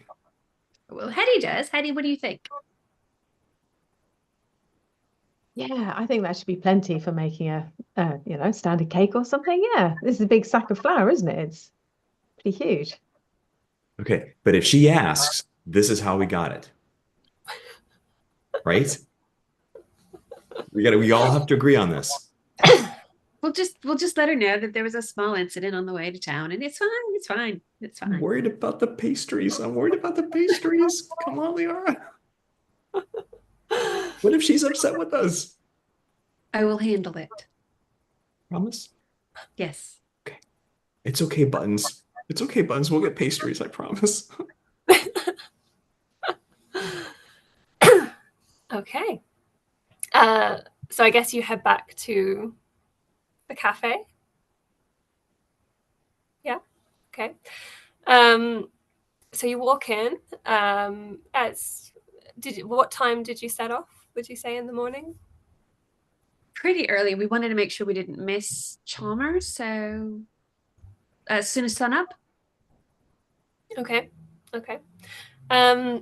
So you walk in kind of the middle of the breakfast rush at the cafe, and Mary seems delighted to see you and the bag of flour. Oh, thank you so much. You managed to do it. I mean, I was expecting you back yesterday, but this is fine. It's all good. It's all good. Thank you so much. What can I get you for breakfast? It's on the house. Well, then I would love cheese and egg scone. That'd be lovely. She writes it down. And coffee. A big coffee. I would like a walnut with muffins. A walnut with muffins? Yes, please. Thank you. I will see what I can do. Thank you. Anyone else want to make a breakfast order? Yes, I'll have coffee and a pastry, please. I'd take a tea and a muffin. So Mary rushes off to get your order. She puts you straight at the front of the queue, and she's so she comes back with your food and drink, and she serves you ahead of all the other patrons who are already in the cafe. And she leans in and says, "You did me such a big favor with this. I wonder if I could trouble you to help me again. My Atos order of chocolate hasn't turned up, and I can't make the cake with anything except 65% cocoa ratio chocolate. Could you help me?" I'm gonna blink at her. I think, I'm surprised you're successful. But no matter. Guys, I know that we were supposed to just do book club yesterday, but she needs our help again. Because she's missing things again. Thoughts? This has never happened in all the years I've owned this cafe. This has never happened, and now twice in 2 days. And Chalmer's coming, I think, tomorrow. Well, we've come this far, so will there be more rats involved? I'm sure. If so, we're going to have to buy more sacks. She'll kind of laugh. She doesn't know what you're talking about, really. It's okay. Yes, okay. Where's my walnut with muffins? It's here. I have a muffin walnut, a walnut muffin. I took some walnuts out and put them next to the muffin as well. That's good enough. That's good enough. Thank you. Okay. Thank you. Oh, these are good walnuts. Where did you get these walnuts? These are some of the best walnuts I've ever seen. Yeah, from Atos. So if you go there, I'm sure they could tell you who their supplier is. Atos, A to Z shipping? Yeah, A to Z. Really? Sorry. Ooh, ooh. Okay. I'm Tails sorry, Scott. I twitching. just can't say A to Z. A to Z. Atos. Yeah, sounds good to me. Okay. Yeah, so I'm in. Walnuts, no rats, I'm in. For the sake of the pie, I'm in.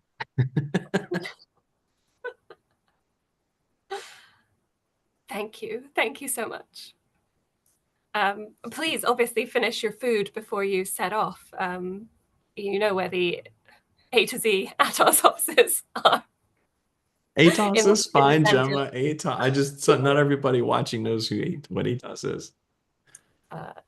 They're the premier trading company in the Cozy Vales Queendom. Indeed, they are. Indeed, they are. All right, so she's tasked us to go to the local ATOS office to pick up a shipment of cocoa. Is that right? Mhm. Okay. 65% cocoa. Very important that the ratio is right. Ah, okay. Do we need money to pay for it? No, it's my order. I'll give you my my order form, but they should have all the details. I'm just surprised it hasn't turned up yet. I was expecting it yesterday. Okay. I mean, we can eat and talk books until we're ready to go. Mhm. Yeah. Mhm. Okay. So So- have you heard of there's this writer, this mystery writer. Her name is Iola Vaughn. What is it? Iola Vaughn. She's one That's of my it. Oh, favorites. love her books. Love her books. So twisty, right? Yes. I don't know how she does it though. I How don't does she come either. up with I these don't either. mysteries? Have you met her? I want to meet her. No, but I know I think I know where she might live, so I might be passing through there. We'll see. Go, please. I don't know. It'll be Okay. so exciting. Right, Although Louise? I've heard some rumors that she's a little grumpy. So I'm going to come stocked with a lot of pastry and maybe some paper. That sounds good. That sounds good. Yeah. And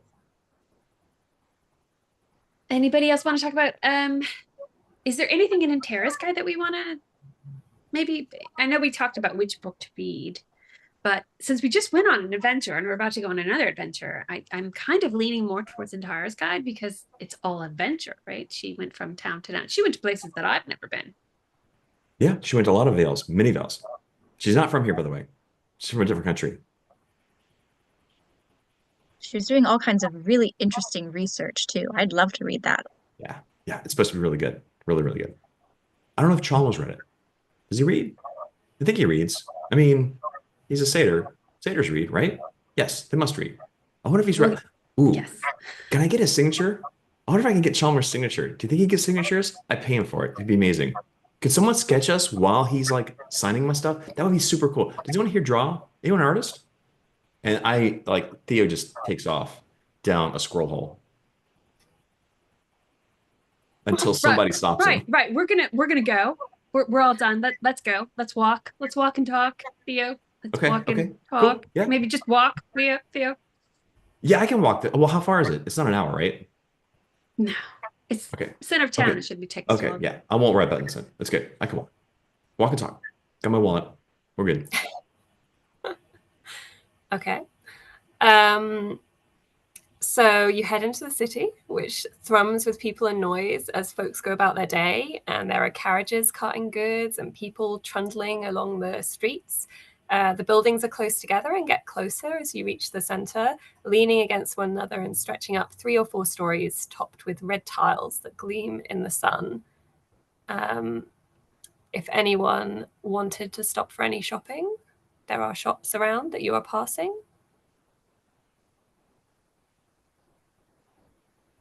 Shows? I don't think I need anything There, at I this mean, there point. are bookshops if you wanted to get a book for your book club. We have to go buy copies of Antara's Guide. We have Okay, to. why don't we do that, and then we can use that as our, if we need to rest later, we can read and talk about it. Love it. Love it. So good. It's a great idea. Brilliant. I'm so glad you're in the book club. Okay. You will get copies of Intara's Guide. It will, I would say, cost about 15 coppers each for a copy. It's quite a chunky book. It's a big travel guide. There's some illustrations in it. And yeah, is there anything else anyone wants to get, or are you happy going to the offices? Let's do it. Let's do it. Okay. Okay. So as you leave the bookshop, you spot a small stall leaning against one of the buildings that has an array of expensive looking goods that appear to be magical. You're welcome to ignore it. Just Focused. focused. Coco. Okay. Chalmer. I stop and I kind of pick through it. It's not really my kind of magic, but maybe there's something there that could be lovely. So Yeah. So what is it that you sell? So a man in a hood and cloak will fawn over you and kind of say, "Oh, welcome to the stall of Leonard the Honest. I have many fine wares for you to peruse, including, I think you'll like this, a mirror that lets you see the future." And he holds up a mirror that has clouds swirling in it. Only the best wares here. Oh, yes, I don't think I need to see the future. I just run straight toward it. So, do you have anything else? I mean, what are you looking for? I have many objects of wonder. I don't know, maybe. Do you have any healing potions?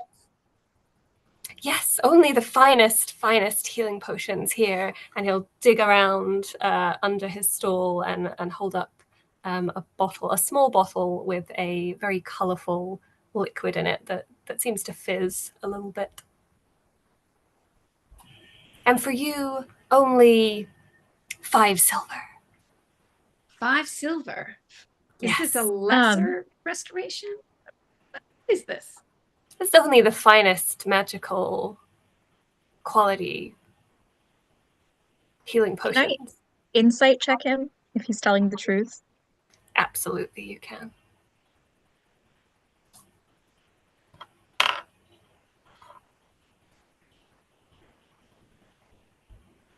Uh, 17.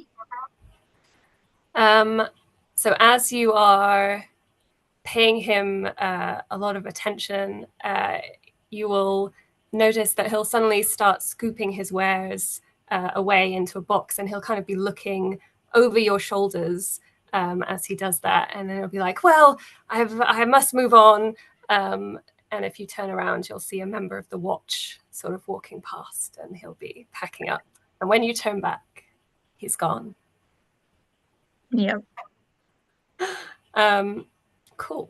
So after that bizarre encounter at a possibly magical shop, you head to the Atos offices, which are a large building in the heart of the city and impossible to miss, which you all know. It's the premier trading company in the queendom. There's a stack of grey crates sitting outside the building with green letters spelling out the company name stamped on their wooden sides. And people come and go from the building, and there's a bustle of activity. Theo doesn't typically like to be around busy congregations of long legs. Very hazardous for his tail. So I will find a space outside, or if anyone's willing, I can like sit on a shoulder. But I have, yeah, You I can have sit on learned, my I've learned shoulder. that it can be dangerous for a squirrel in those conditions. I'm tall. You can sit on my shoulder. Aw, thank you. You're welcome. Yeah, I'm Okay. gonna carry buttons too, just to make sure that she doesn't get underfoot anywhere. Okay. Are you all hanging about outside? No, we stride in because we are here to get cocoa. Okay. So as you go in, you'll see that there's a long queue snaking around the entrance hall leading to a single desk, which is manned by an orc with bright red hair tied up in a bun, and she's wearing a pair of spectacles.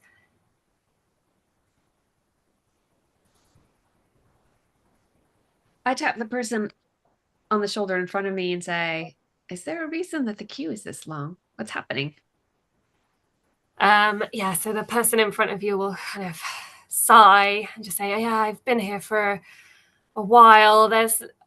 I'm not sure what's going on, but I'm here because one of my shipments has gone missing and they can't track it down.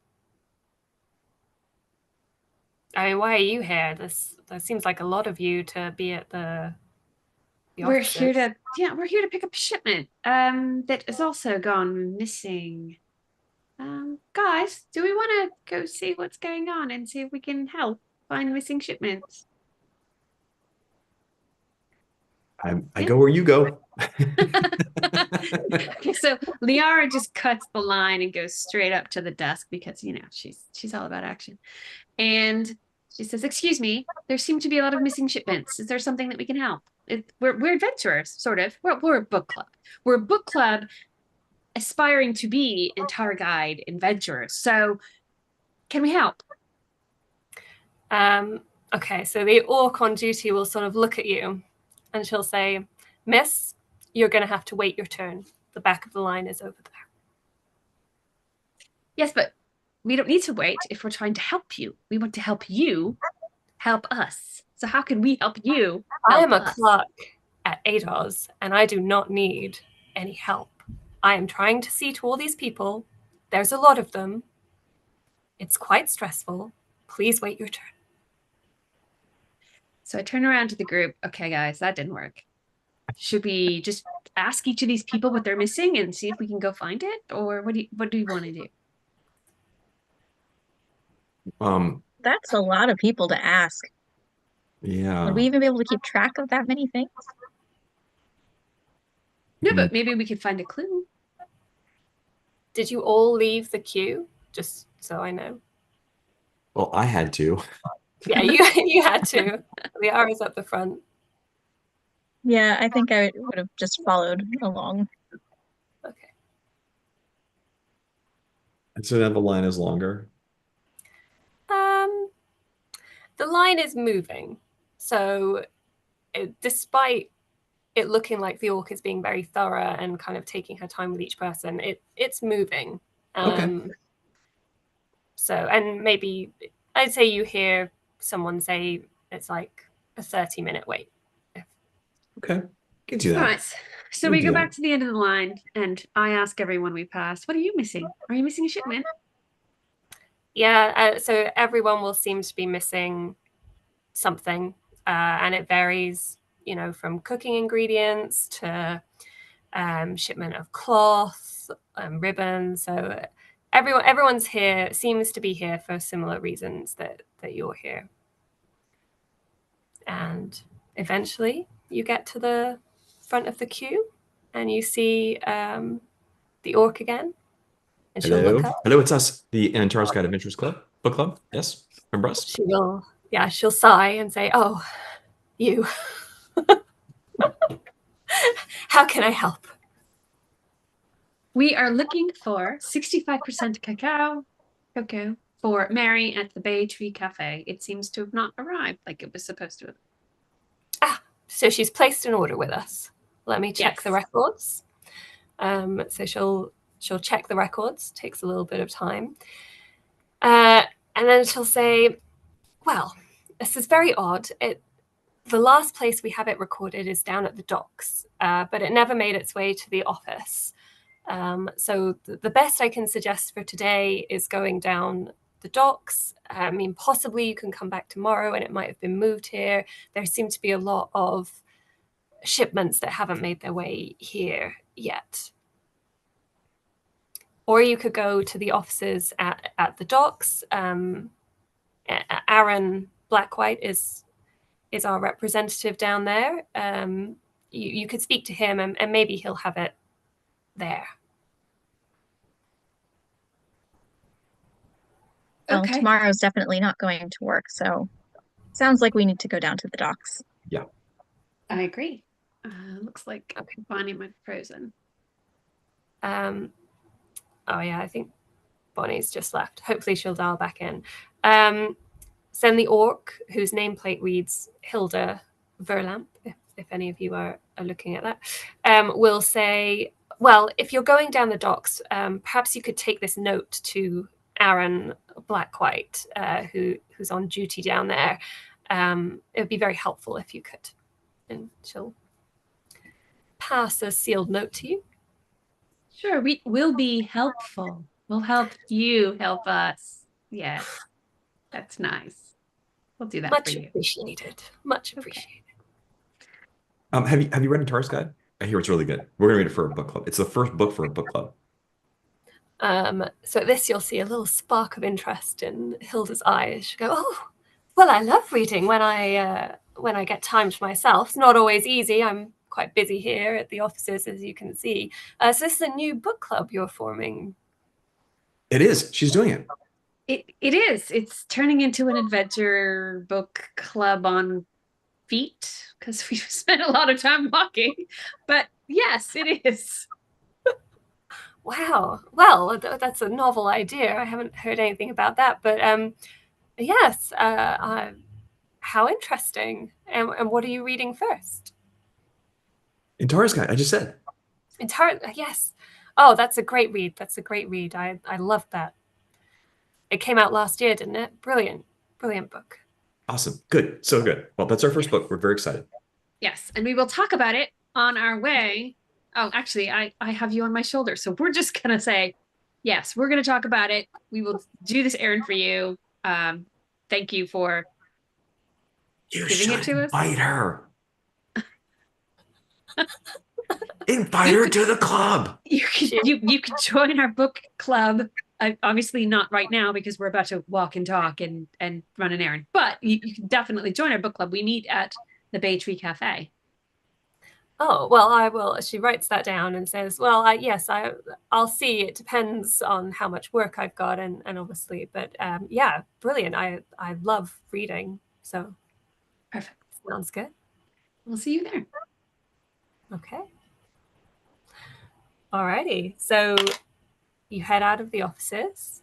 And as you do, you see a commotion across the way. What kind of commotion? Give me a perception check. Yeah. Whopping 14. Is this like a call for the guard? Is this oh, it's an exciting thing? Is this Chalmer's here? No, it's not Chalmers here. Don't worry. You see a man running away from a little old lady who shouts, "Help! Help! I've just been robbed." And the man is running directly towards where you are. Buns and iron pursuit. And we take off. Yes. Okay. Raise my staff to block his way. Ooh. I'll cross my staff with hers. Don't forget the sack. I don't have one this time. Give me strength. You're trying to trip him at advantage because there are two of you.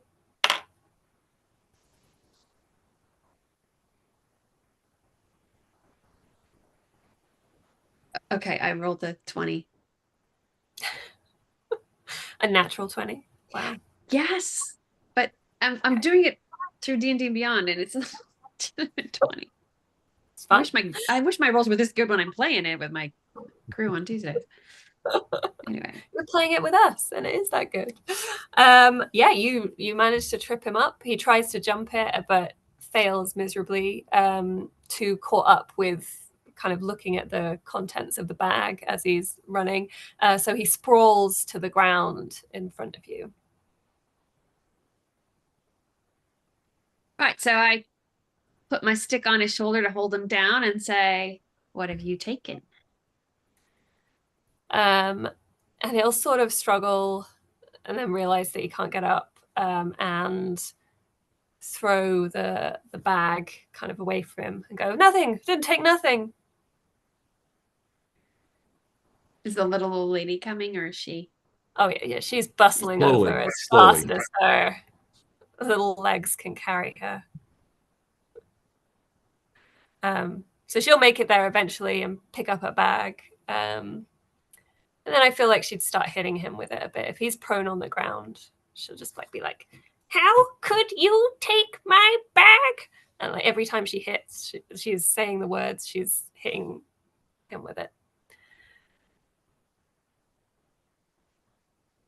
So I look around for someone from the watch. Is there anybody who can come take care of this situation? Because I'm Yeah. trying to hold her off with an elbow so she doesn't do permanent damage, while also trying to get somebody to come deal with the thief.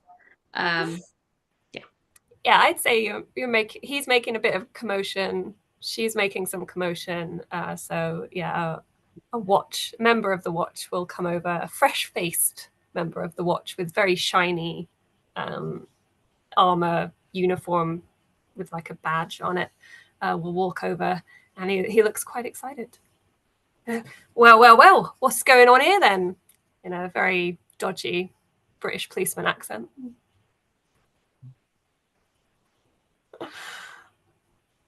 Does the old woman not explain what happened? The old woman's still trying to hit the thief. Right. So our combatant, well, the little old lady, who has a really strong arm, he tried to steal her purse. And so we've stopped him, and you need to take him because she's gonna do him some damage if you don't stop her from hitting him with her bag. What do you have in there? Is there rocks in there or something? My goodness. And she'll say, "I've got Intara's Guide to the Queendom." She continues to hit In him. hardback edition. Yeah.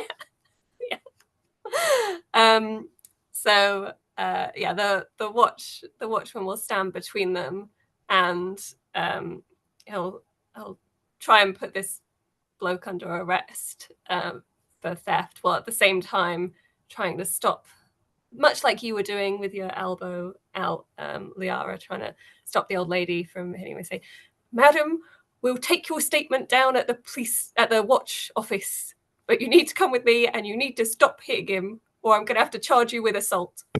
And that will calm her down a little bit, and they'll walk away. Congratulations, you stopped a thief. Well, lots of activity for book club. Oh my God. I feel like you're getting really close bonds in this book club. It's good. Okay, so you head through the city towards the docks. The buildings on the main street look well kept, but as you peer down some of the dark side streets, you hold your purses a little tighter and walk a little faster to get past. The scent of salt water and fish sharpens as you approach the docks until you can almost taste it on your tongue. There are stalls lining the thoroughfare selling all sorts of wares that they claim are newly unloaded from the large ships floating in the marina. The rich aroma of spices cut through the salty sea air, along with the less pleasant acrid smell of pitch and tar. And you watch as a group of workers unloads now familiar grey boxes bearing the green ATOS letters and places them on a cart that heads to a large brick building near the docks. And then there's the sounds of kind of a bit of an argument nearby, and then you see a trio run away from a dwarf who stands and leans against the red brick building wall. Leaning as in holding a gaping wound, leaning as in getting some shade during the day. Give me a perception check.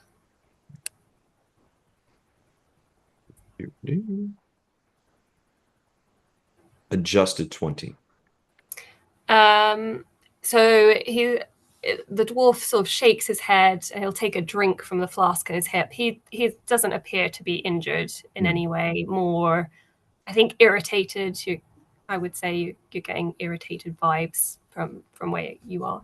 And he's not calling out for the guard or in any other way looking upset necessarily, like he just got robbed. No. He's not trying to cause a commotion or anything. He's just kind of, his arms are folded, muttering stuff under his breath. And he doesn't have a hardback edition of Antara's Guide. Not that you can see. Okay. Are any of them in uniform? No. They're all just wearing nondescript clothing. And they disappear down one of the many twisting side streets, the figures that run away. Well, when you said nondescript, are we talking like not sailors? Are they out of place in the docks area? They're not sailors, but I wouldn't say they look out of place. Okay. But yeah, they're not wearing any uniform.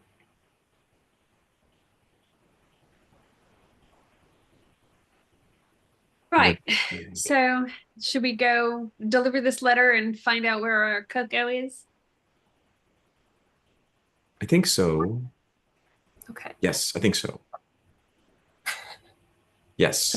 I mean, we could chase the kids, but you know. You've had enough excitement. I got a lot of chasing today. All right. We also have no idea why they ran off, so we would need to go talk to that dwarf Yeah, first. short of the dwarf, being in distress and not calling out for help. Okay. Chalmer. Okay, Right. so you go up to the dwarf who's leaning against the Atos building, and you'll kind of hear him mutter something about light fingers before he clocks you approaching, and then he'll stop and look at you. Do we know what that means? Give me a history check. All of us? Whoever wants to know. Mm-hmm. 16. I do not know. I have a 4. So. Okay. Yeah, same way, I have a 7. Okay, so some of you didn't even really pick up he said anything unusual, but Theo, you are on it with your 16, and like almost like a connection in your mind. You're like, the Light Fingers, they're a loosely organized network of burglars, thieves, and pickpockets and flim-flam artists who tend to work in small groups and stick to the shadows and avoid detection. And then the other thing with a 16 about the docks is that there's another group called the Barrel Cutters, who are a much more organized group of smugglers who smuggle goods in and out of the queendom. You've clearly been reading some books about the unsavory sides of the Turlway docks, maybe some crime novels or mysteries or something. But so were the 3 people who just ran away, were they light fingers? are you asking The dwarf. the dwarf? Sorry, did you ask him that? Yeah. So he'll sort of cough and go, well, yeah, Light Fingers are always trouble around here in the docks. Theo crosses his arms and goes, yep. Like this like, yeah, I know exactly what you're talking about. I got you. Can I help you at all? We're looking for Aaron Blackwhite. Well, who's looking for him? Us? The Antara's Guide Book Club? Adventures Club? He'll look very nonplussed. Like, what? Hilda Verlamp has a note for him as well. Yes. Well, I'm Aaron Blackwhite. You can give that to me. Hilda works up at the Atos offices, so I guess I work for her down here at the docks. When you're chatting with truth, Liara. You're chatting with Light Fingers. That's interesting. Anyway, so question for you. We are looking for a shipment of cocoa, 65% cocoa to be exact, and it doesn't seem to have made it to the main offices. Can you help us with that? Yeah, there's been a lot of problems. Got quite a bit of theft problems around here. I expect your order's been stolen. I mean, I can go and check if you want. That'd be nice. So he goes to seek out Mary's order, and he'll come back after a few minutes and say, "Just as I thought, it's not there. Sorry. There's not much I can do." But we have to have it. Chalmer's coming. Yeah, I mean, you know Chalmer, right? Chalmer, he's coming. We have to have it. Chocolate Mug I've Cake, heard of Pastry it. Cafe. Come on. I mean, honestly, I'm just waiting to retire. I haven't got long before I get my pension, and there's not much I can do. If the chocolate's not there, the chocolate's not there. So who do you think stole Chalmer. it? Who do you think?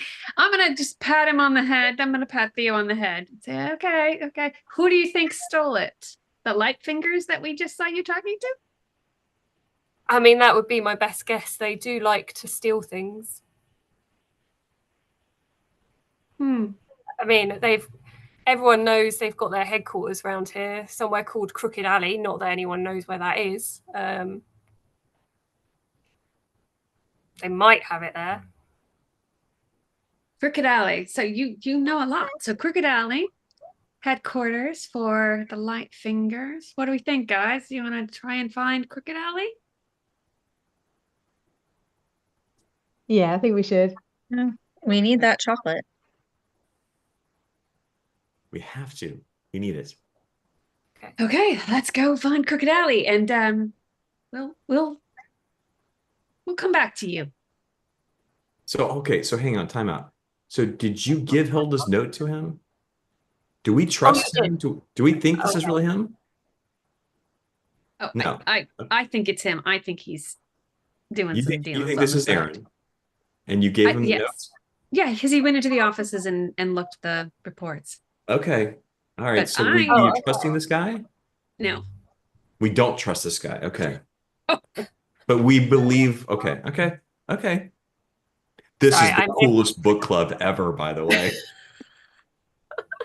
I missed that you gave him the note. Did any of you try and read the note, or you just gave him the sealed note? I did not. No, I didn't. I didn't either. So he'll kind of rub the back of his head when he gets the note and say, "Well, teacups and terriers. If that doesn't take the biscuit, I'll have to move everything up." And then he'll kind of wander off to do whatever business he needs to do. But it's almost like he's forgotten that you're there, and he just walks into the warehouse. Okay. Crooked Alley, then? Yeah, I don't Okay, know okay. that Hilda's going to be a good fit for our book club, guys. But we'll deal with her What? later. We'll deal with her later. Let's What? go find these thieves. What did I mean- Hilda do? Okay. Does Crooked Alley mean anything to us? No? Don't think so. I mean, does it mean anything to you? I any work of you in a shady- tavern. I work in a tavern near here. Maybe I've heard of Oh, okay. I just rolled a natural 20. You cannot believe me if you choose to. I But do believe you, but I don't know what your character would know about Crooked Alley. I believe more that Bonnie's character would know something because she works there. Like, what would Theo? I So would Hetty- know, I would know that Hetty works there. I don't know. So Hetty, what do you think you know? it. Well, I got 17, so I might have heard of people talking about that before while I'm working in the tavern around here. Yeah, okay. So I would say then, Hetty, that you know where the more unsavory parts of the docks are, which would be where Lightfingers tend to hang out. And you yeah, you would probably know where to go to try and find more information about where Crooked Alley is. But it's, as the name might suggest, it's not like a named street that you would find on a map. It's just a alias for wherever these light fingers hang out. So I would say you could find a group of them. There's people hanging around. There's a lot of movement around the docks in general, particularly around the ships. Yeah.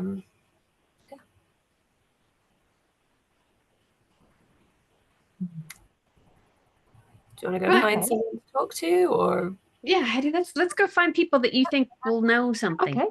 Yeah, well, okay, well, maybe perhaps my tavern isn't far from here. Maybe we could go there and ask some of the locals, and some of them might know, and they know me, so they'd be happy to talk to me, perhaps.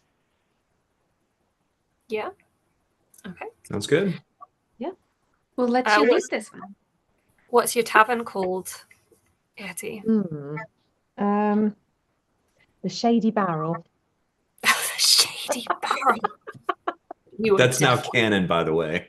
Yeah. Okay.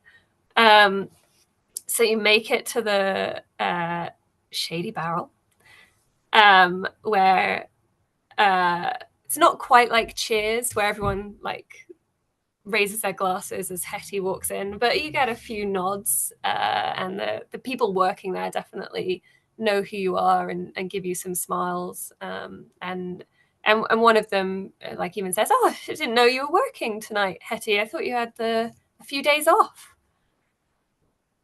I say, yeah, I've been enjoying meeting some new friends. I've joined a new book club, but we're trying to track down some in cocoa at the moment, and we're wondering if you've ever heard of somewhere called Crooked Alley. If you might know where that is, or anyone who might do. Oh, only thing I know about Crooked Alley is that it's trouble. But there seems to be a lot of trouble around the docks lately. There's a lot going on. I mean, you know, I heard some people talking about big plans tonight at the docks, and that doesn't sound good, but brings in the traders, the punters, I guess. So we're busy, as you can see. Okay, all right. Does anyone say whereabouts there might be anything going on tonight, or? Well, I mean, sort of the end docks, maybe dock like 9 or 10, something like that. But I don't know much. I just, you know, just serving people. It's just what you pick up. Don't know who to believe, really. Could be anything. And then they'll kind of catch someone's eye who's trying to order from them and walk off to take a drinks order.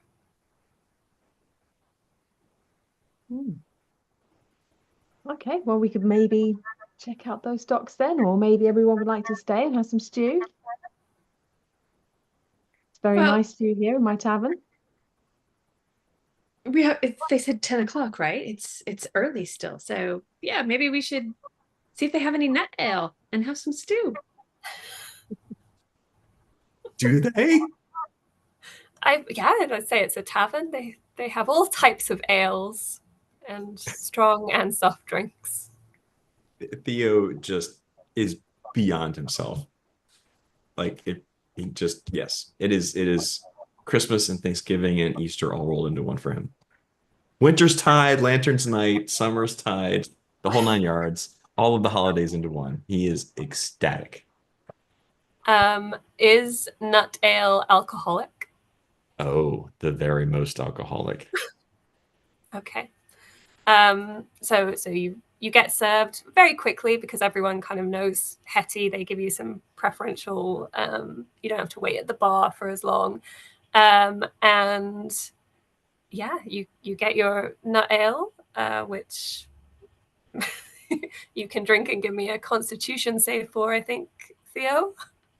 Is this on the better end of the ones I've tasted? What's the quality of the Shady Barrel? I mean, with a name like the Shady Barrel, you are surprised that it tastes surprisingly good for what you were expecting.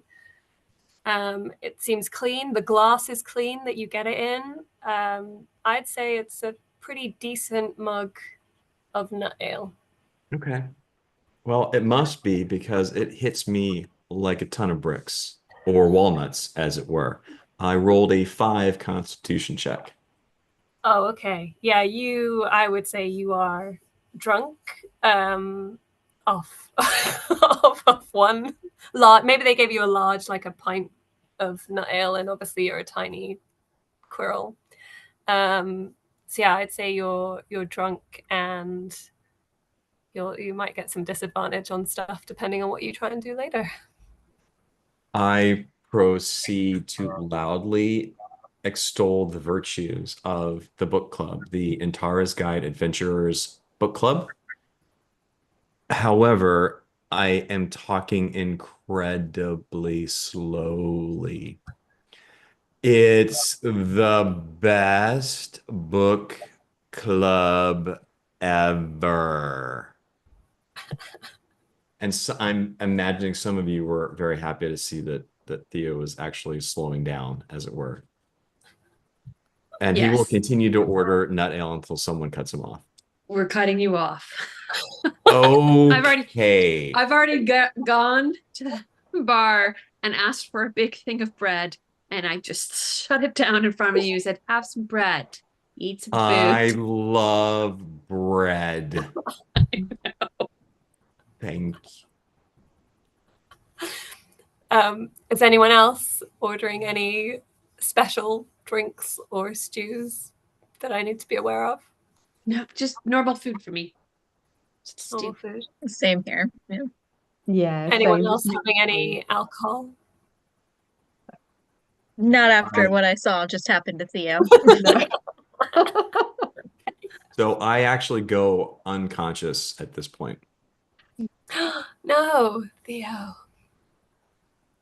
And about 15 minutes later, hey, that was really good. Have another ale, please. No. You're Okay. muted, Cass. We need you to be sharp for later. So no. But I'm always sharp.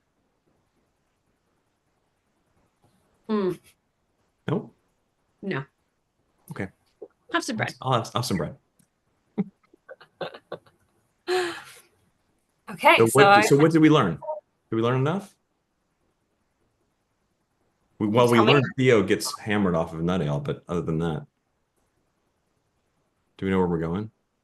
Was it dot 8 and 9 that something might be going down at, I think?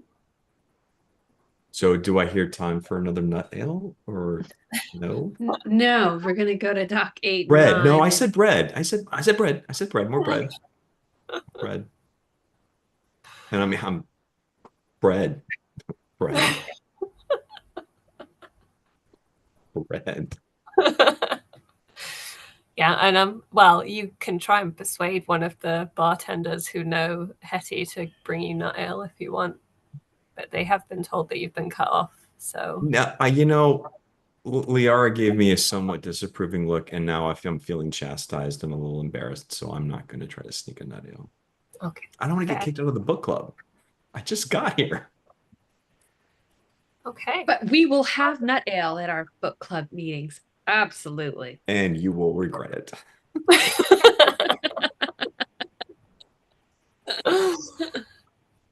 Cool. So I would say you're in here for a few hours, a couple of hours, and night starts to fall.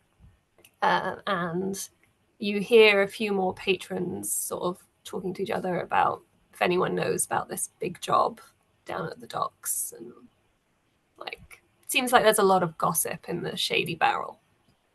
Ooh, can I roll for perception and see if I can overhear with my amazing coral ears anything interesting? Whisperings, as it were? Yeah, you absolutely can. Oh, shoot. Okay. Well, probably not.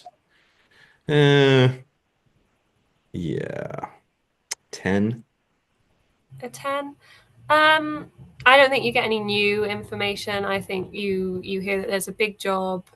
You hear Doc 10. That might be a bit of new I share that with the information. group quietly. Um, And maybe you hear someone say, there are some guards by dock 10. Like but that would be the only new information you have. Okay. I share that. Right, guys. So what do we want to do? We've heard a couple of the different dock numbers. What are we thinking?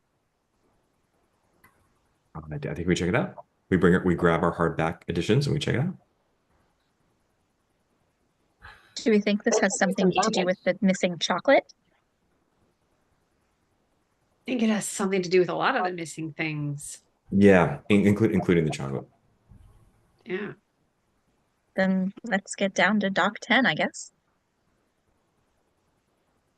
Okay. How are you going to the docks? Okay, so real quick question. Do we all know how to get to dock 10 from the Shady Barrel? So the warehouse you were at earlier was near the docks, and the docks you assume are all like numbered. There's only one like set of docks in the city. So I would say you could get back to the area where the warehouse was, and then it'd be pretty obvious where the ships are. Should we split up? Like less attention, maybe? Meet there?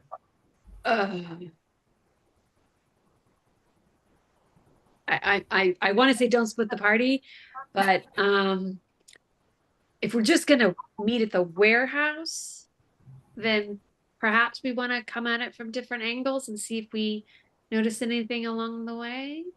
But don't go to the docks until we're all together. Okay.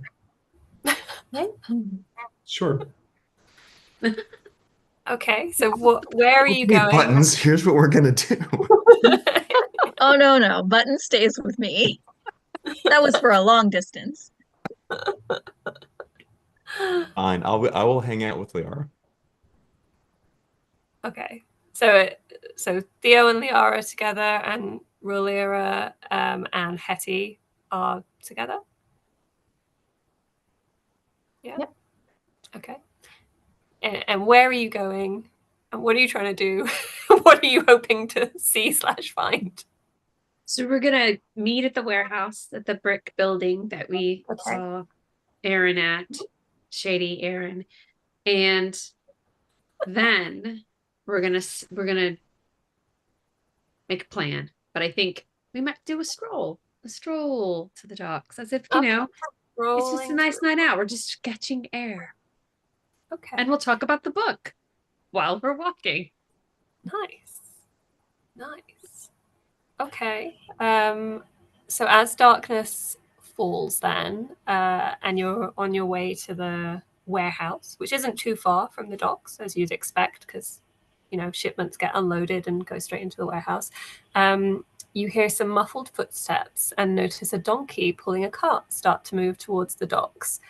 There appears to be a single driver hunched over the reins who keeps looking at his hand, and the only noise is the occasional huff from the donkey, as if its hooves have been clad in fabric to keep it quiet. How busy is it in this part of the city?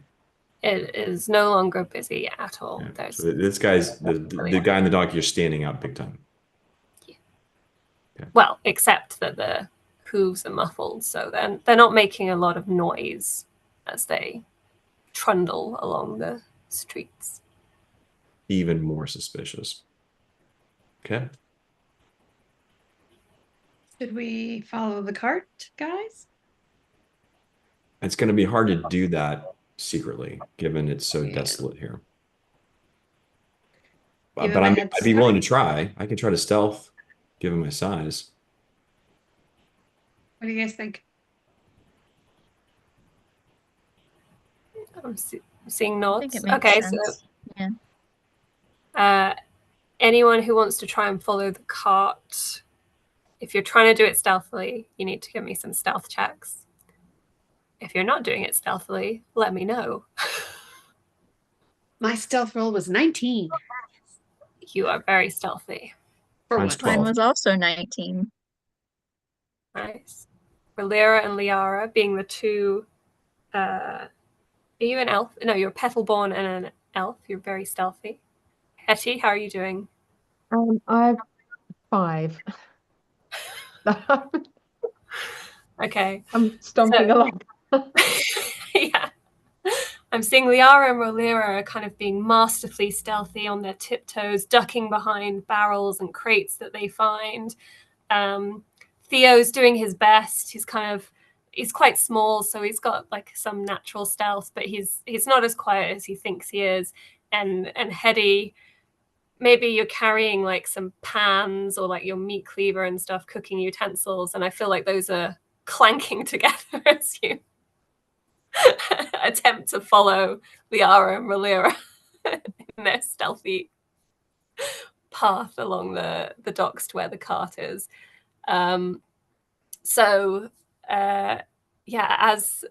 the driver hears Hetty mostly, he'll say something that you don't hear, and 2 more figures will spring from the back of the cart.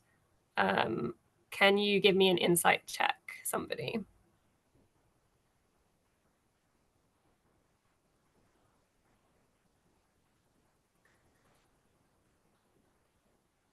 I see nothing. I got a 16. 6. Oh, say that again. 26. I got a 16. 16. Okay. So Rolira, you notice that these look very similar to the 3 folks that you saw running away from Aaron earlier in the day. I'm gonna kind of lean over to whoever's closest to me. I think that might be name's cut off. Sorry. Liara. There we go. Yep. And I'll just say, do they look familiar to you? You know, even with my dark vision, I'm not getting a good glimpse at them, but I'm gonna assume that you can see better than me, and if you think they look familiar, we'll go with that. I think it's those 3 that we saw running away from Aaron earlier. On a cart with muffled hooves. Yeah. Mm-hmm. Interesting. It's taking every fiber in Theo's body not to scream charge right now.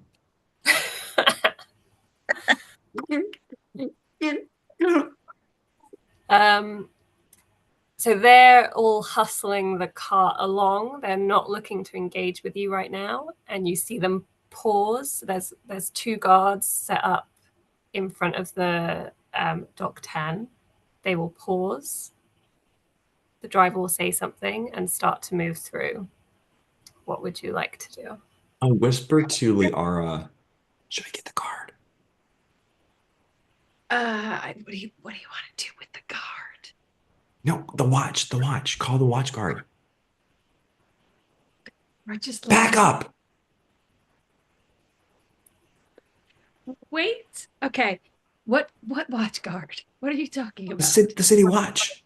Yes. What about Should we call him? Should we get him? Do you know where they are? No, of course not. So you want to leave away from the cart of all the action to go find the watch? I'm asking. Well, if you want to go do that, I'm staying, but you can go if you want. Drunk squirrel. Whatever. Okay, we'll stay. Got it. We'll stay. That's a good call. I like that idea. That's why you're in charge of the book club. Yes.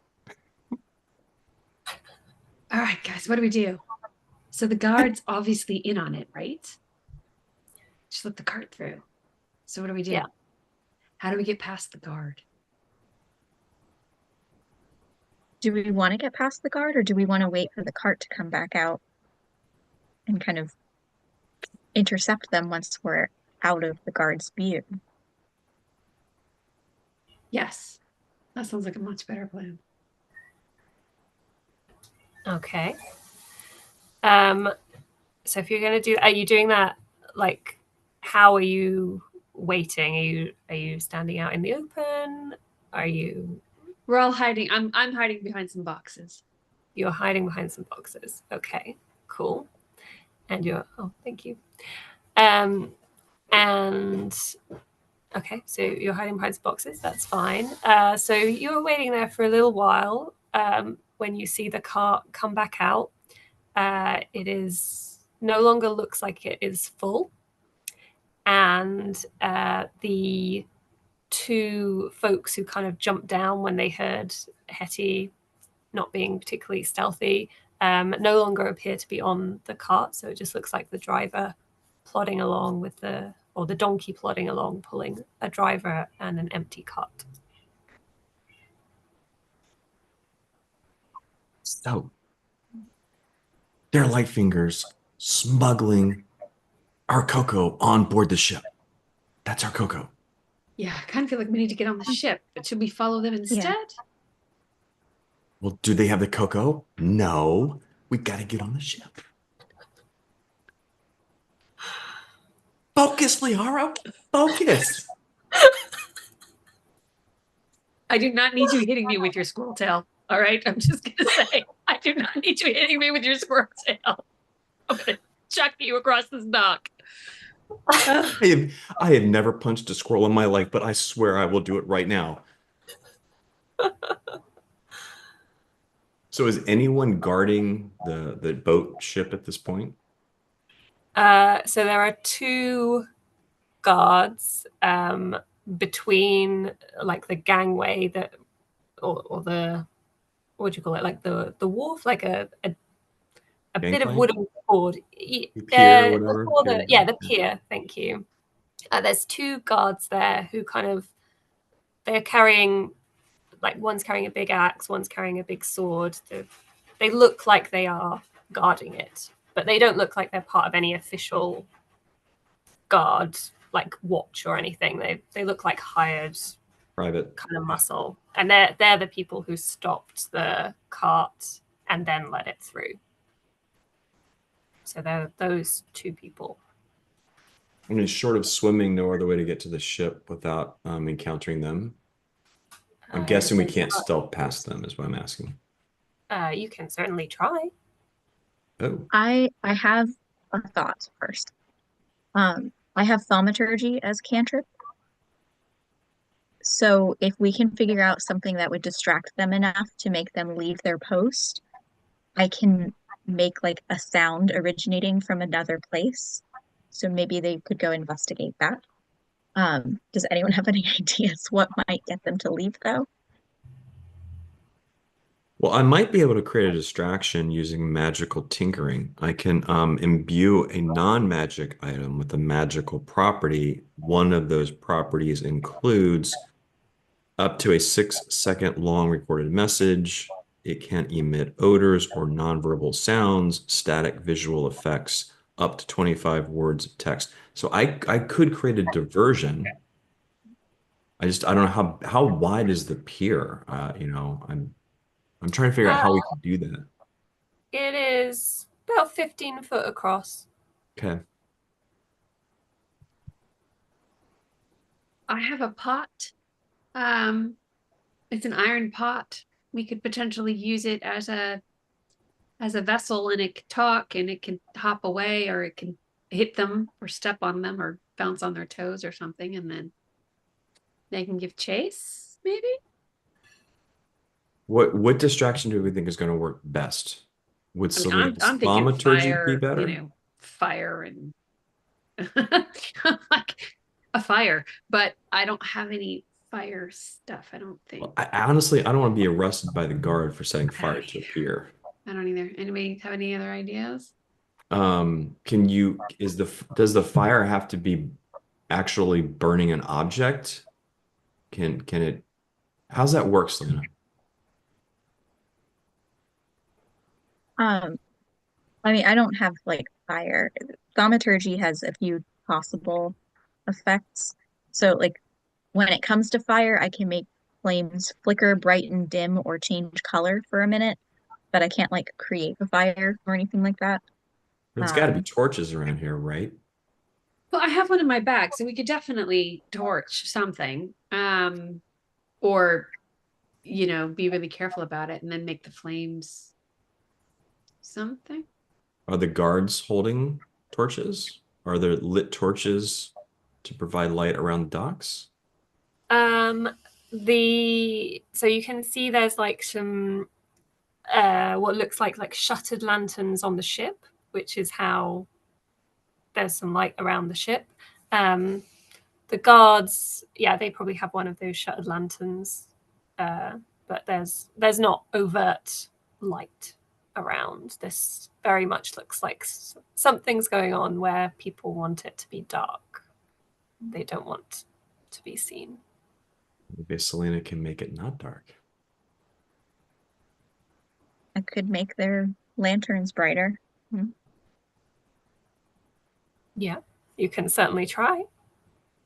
What if we did brighter lanterns, and then Scott, Theo, you said that you could do something that could talk. Maybe we can throw a voice or pick an item and put it somewhere away from, and make it sound like they're doing a spell to create the brighter lanterns, and that will make them give chase. Maybe? Sure. So we can use my pot, and we'll put it behind these boxes away from the ramp, and kind of set up a little distract. I think that'll work. And it won't set anything on fire, which I'm really happy about. Okay, so you want me to create some kind of voice, 6 seconds or less, casting a spell. Okay, on the pot. Yeah, and do we want to use... Sorry, just tell me where the pot is compared to where you are. So we need them to run away from where we are. So we're gonna, the two of us that have stealth are gonna set everything up. I don't have a picture of the dock, so I'm gonna guess.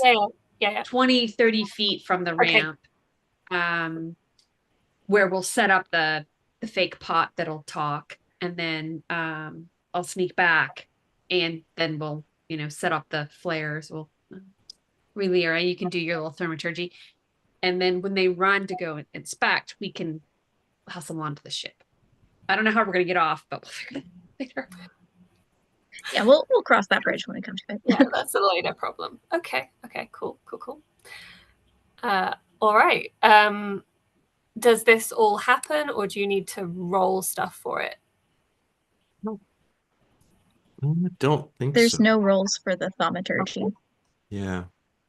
All right. So in that case, Theo, can you tell me what you are making this pot say? Anal naprak ut vas betod dochel zienve. Nice. And then Rolira, what happens exactly while the pot is making that noise?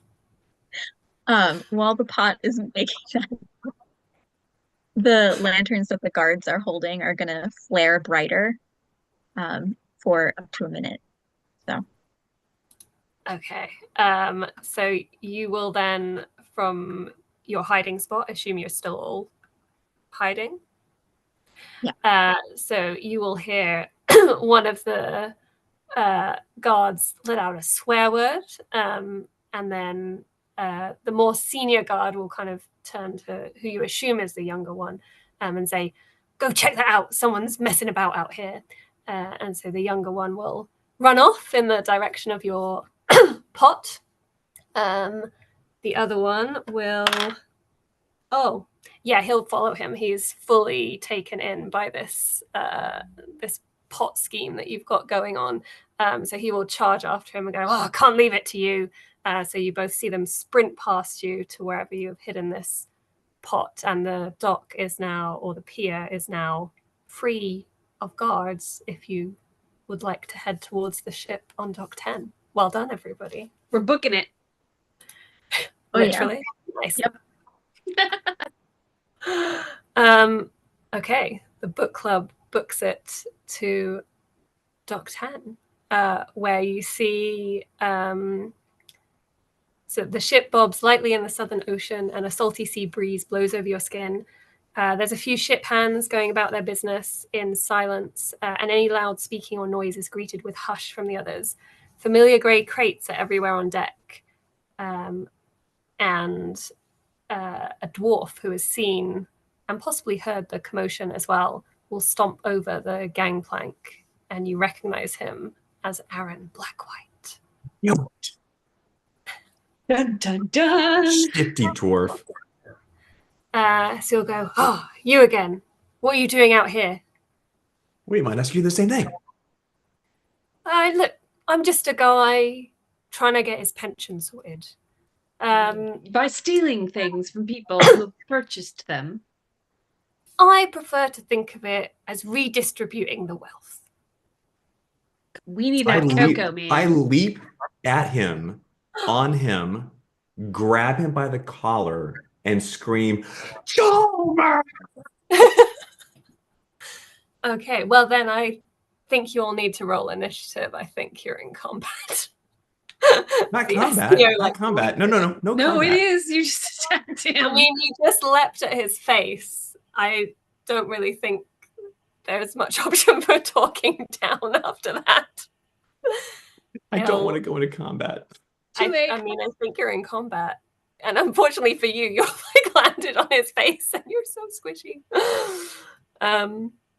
Yeah. So let me share my screen and you can see where you all are. I'm sorry, everybody. I did not mean to trigger combat. Oh, we're taking him down. We're taking him down. I think you can take it. Right. So let me just figure out. So this is Aaron. So he's going to be here with Theo, like right next to him. What order are the rest of y'all in?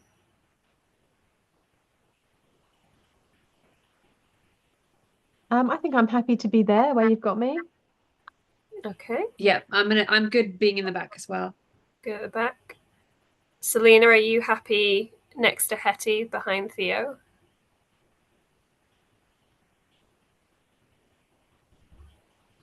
Oh, we might have lost Selina for a minute. She's muted. She rolled a 1 for initiative. I just saw her in the chat. Okay, well that's cool. That's all good. Let me write that down. Okay, so everyone else roll for initiative, please. Theo, as you leapt at him, you can have a attack first before we go into if you were choosing to like claw him or anything. No, literally, No, okay. It was just me like. So for background, in my head, Theo's like, "What do you mean pension?" She's like, "Chalmer's coming, chocolate, mud cake. Like, how are you not like? I keep telling you this." So I was not trying to attack him. He may perceive that and may react accordingly, but I was not trying to attack him. Too late. I rolled a 21. Nice. I've got 13. 12. Okay. Is 13. So then it's gonna go Scott, him, and the sailors. Oh, sailors are pretty high. Okay. Cool. So Liara, you are up first. Can I see the sailors on the boat? So could I drop something on the sailors? Yeah, you can see the sailors. They're all this generic picture that I found here. Okay. All right. So I'm going to cast Fairy Fire. Okay. Which is a 20-foot cube. What's your range on that? 60 feet. Okay. 2, 3, 4.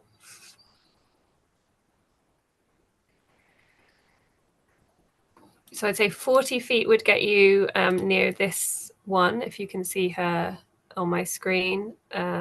Or you could probably get just in front of these two. So about where this square, like the crisscross of wooden planks is here, is 60 foot from where you are.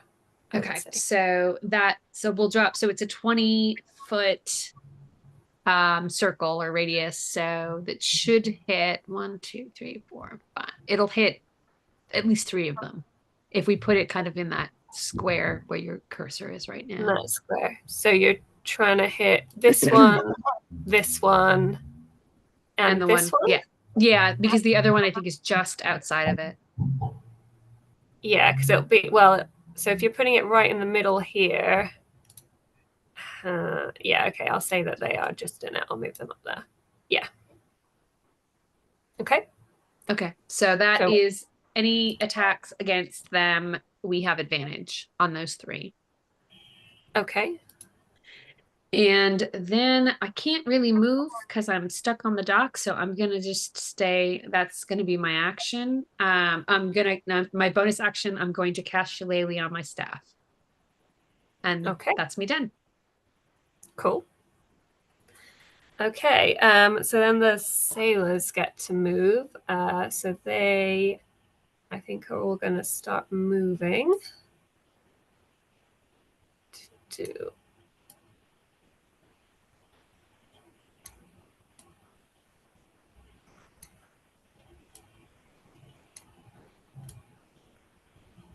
kind of just going to bunch up there.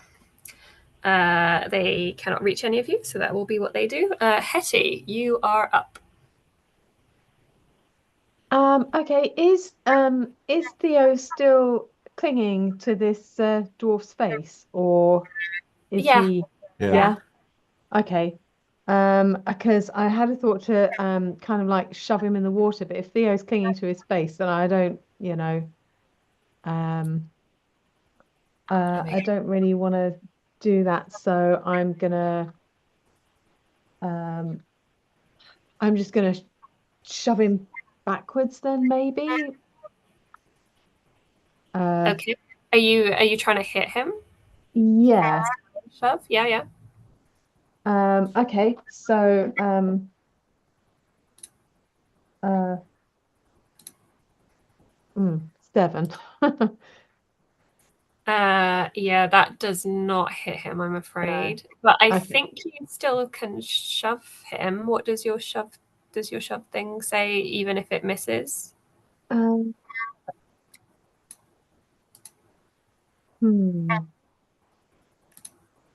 I don't think so. No, I think it's part of unarmed strike, isn't it? It's either push it 5 feet away or cause it to have the prone condition. Okay.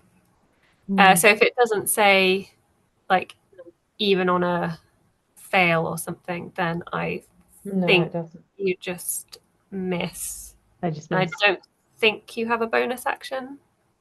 No. No. Okay. Theo, you are up and you are on Aaron's face. Technically, his chest holding onto his collar. Okay. Okay. Let's not make this any more antagonistic than it needs to be. I will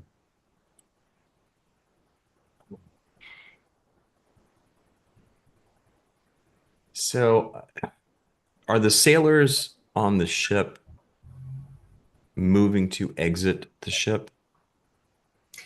Yeah, they have heard some commotion. So I'd say they're coming to help their boss out, is what they are trying to do.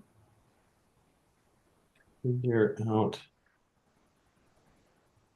And can I cast jump on myself? Because I'm looking at the map from where I'm at. I don't think I can jump off of Aaron onto the ship, correct? You would have to jump, I think, 20 feet to do that. Yeah, I don't. Which I mean, is quite far. Yeah, but can I cast jump on myself, which would give me triple. My jump distance would then be tripled. What does the spell This is say? Does it say self, or it does says it first say... level transmutation range is touch, target is a creature. And it says you touch a creature. The creature's jump distance is tripled until the spell ends. I don't know if that means I can affect myself or it must be some other creature that I'm touching. Yeah, I don't know off the top of my head, but I'm willing to allow it because I want to see a little Quirrell try and jump on a boat. Okay, I will cast jump.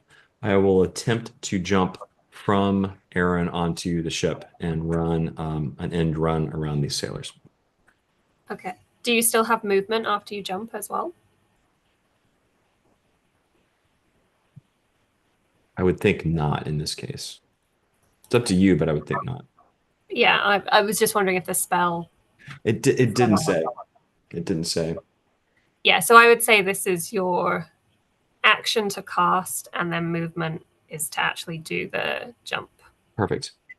Yeah. Do you need to succeed on anything, or it just happens automatically? Apparently, it's instant and it happens, and there's no need to save because it's theoretically it's being cast on a willing recipient. Yeah. Well, in that case, I think you successfully make that jump, and you're about there on the boat. Thank you. So everyone else sees this small squirrel like leap off Aaron, having caused this altercation. He sort of nopes out of there and I'm lands on outie. the ship. Good luck.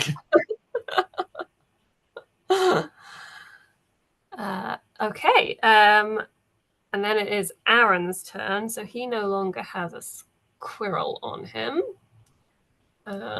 So he's going to step forward. Would he step forward? He's going to step over here so he doesn't get flanked. Hetty, does a 14 hit you? Yes, it does. Yeah. Are you sure? I thought you. Oh wait, I am 14. So. So no, it doesn't hit you. Oh, okay, great. Okay, so he's going to try and hit you again, and so no, he misses. So he's so taken aback by having a quirrel on his chest and then use him as a launch pad that even with his kind of like rapier and his dagger, he just misses. He's off his game. So that was his turn. And then Selina. Relira's up. Okay. Seeing as he just tried to hit Hetty, now I am going to try and push him in the water. Do it. So what is that? Strength v strength? Yeah, you're trying to grapple him to push him in the water? Or are you just trying to push him? I'm just trying to push him. Okay. So I think you're going to have advantage because I'm going to guess you move kind of to be next to him. Yes. Yeah. Yeah, so you, because Hetty's there, I'm going to give you advantage on that. So let me know what you roll. And I will attempt to roll to stop you. Thank goodness for advantage. That's an 18. Yeah, you successfully push him. How far do you push him? That 5 just feet? into the water, really. Yeah, probably just like 5 feet. I'm not very strong. I don't imagine he would fall. So just like to hear? I think so, yeah. Yeah. Yeah, so you see a look of surprise on his face just before he plops into the water with a loud splash, muffling his cursing. He's in the water. And I'll just say, that's what you get for coming after our book club, and I'll tap my staff on the ground and cast Shillelagh as my bonus action. Nice. Okay, Liara, background to you. Okay, I'm going to move my 30 feet closer to the gangplank. 5, 10, 15, 20, 25, 30. So I would say you could get anywhere in the row that I've put you in. It's 30 feet. Yeah, you can leave me there. And then I'm going to attack the one at the bottom of the gangplank. I'm going to hit her with the Ray of Frost. Okay. Let me know what that is to hit, and if I need to 17. Or anything. 17, and that hits. Yep. So what damage do I take? 5. Whew. Okay. So they are looking unhappy.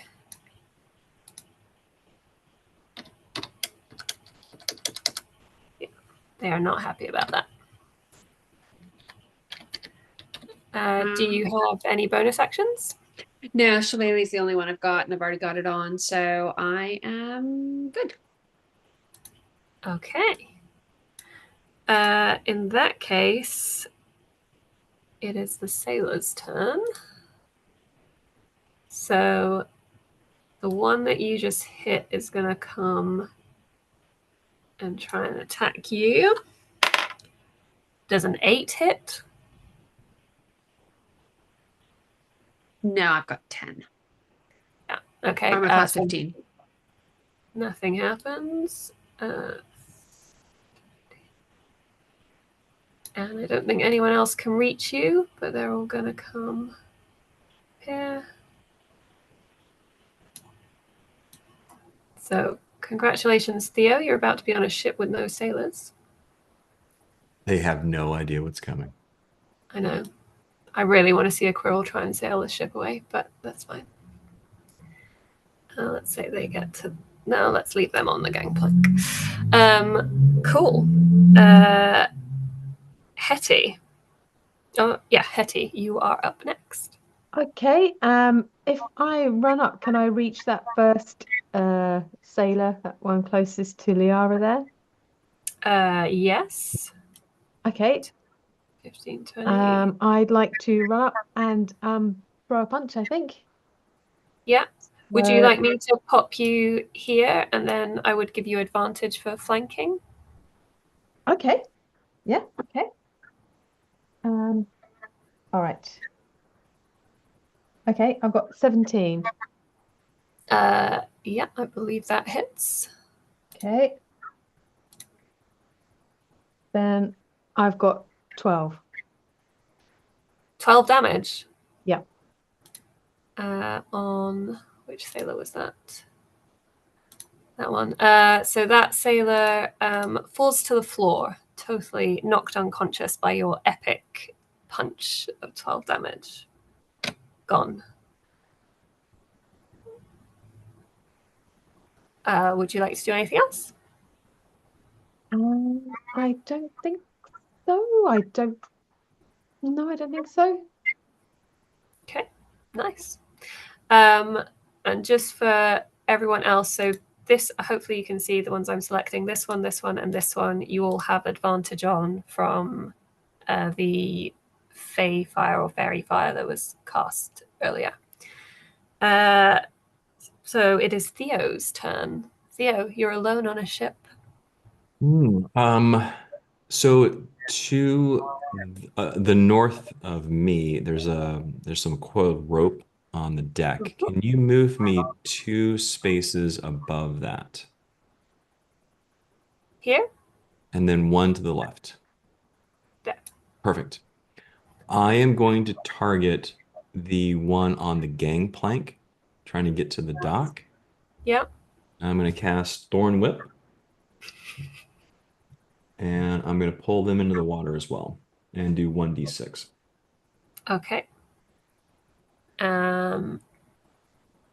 And what do they need to try and I mean, beat I keep reading this. There doesn't appear to be. It's a melee. Let me roll for melee.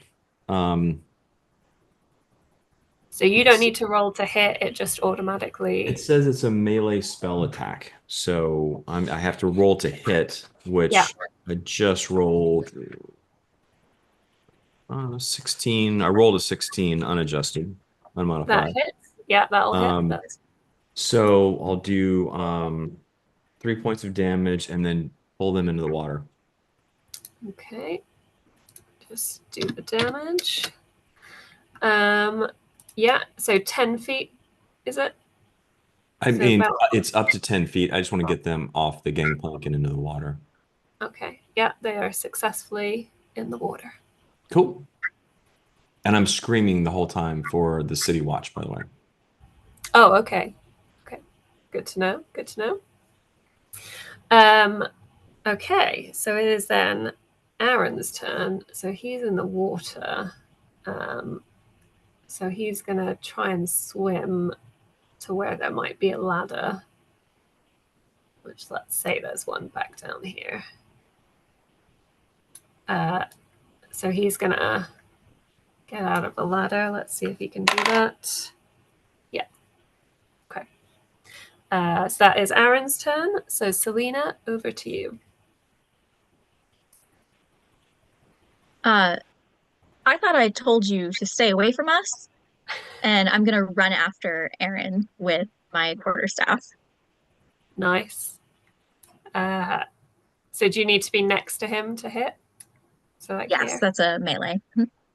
Okay. Ooh, 13. Oh, let me double check. But I think that misses. Yeah, that misses. Okay. Do you have any bonus actions? I don't.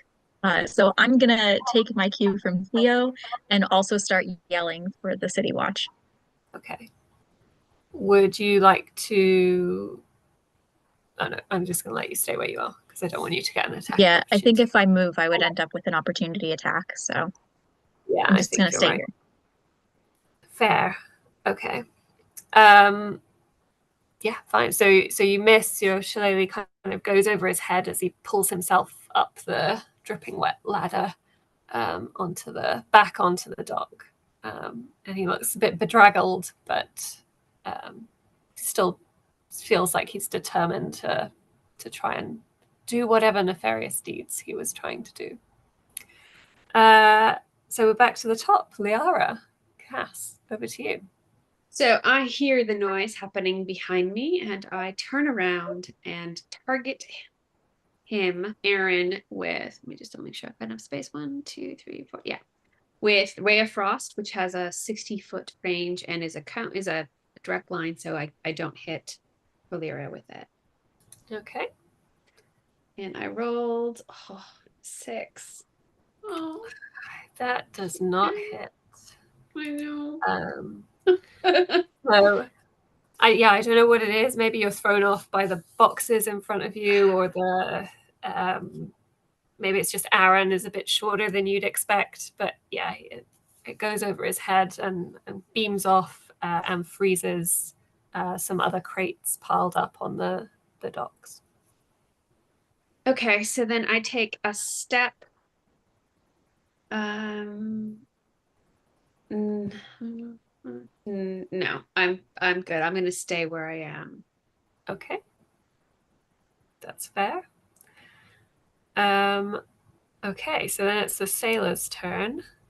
So this one's gonna try and swipe at Hetty and misses. This one's also gonna go for Hetty. Misses. And this one, yeah, let's surround Hetty.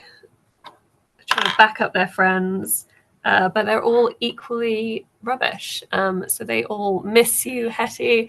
I feel like you're doing some kind of matrix thing, and they're just swiping and not getting anywhere near, maybe clanging off one of your pots and pans that you're carrying around, but they're not getting anywhere near you. And this sailor is going to try and swim for the same ladder, but they're going to have to go round, so they're going to just, I think, make it to about there. Still in the water. So then it's Hetty, your go. Okay. You have advantage against all of them from the fairy fire spell, I believe. That doesn't have a time thing that I need to worry about. Oh, okay. It's a minute, Right. but combat's 6 seconds of Yeah. So Yeah, that's fine. Okay. Gosh, I feel kind of surrounded here. I don't know if there's anything I can do to all of them, or if I have to just kind of like hit one at a time. I'm not really sure. It depends what attacks you picked on your character sheet, I believe. So if you've got, you're a halfling, aren't you? So do you have anything like Rage of the Small that I think might get you or Fury of the Small that might get you a extra attack? Don't think I have Fury of the Small, no. So, okay. Well, I'm gonna maybe I'm gonna get my chopper out again. Feel kind of bad using it on sailors, but I don't know. I'm feeling kind of really surrounded here. Hmm. Get your chopper out, Hetty. Do it. Okay, I get my meat cleaver out. And I'm gonna I'll go for the one that's closest to Liara. Okay. Okay. Okay, right, let's see. Oh, I got 17. That's a hit. Uh, I got 8. Okay, they are looking pretty beat up. You're packing a powerful punch, Hetty.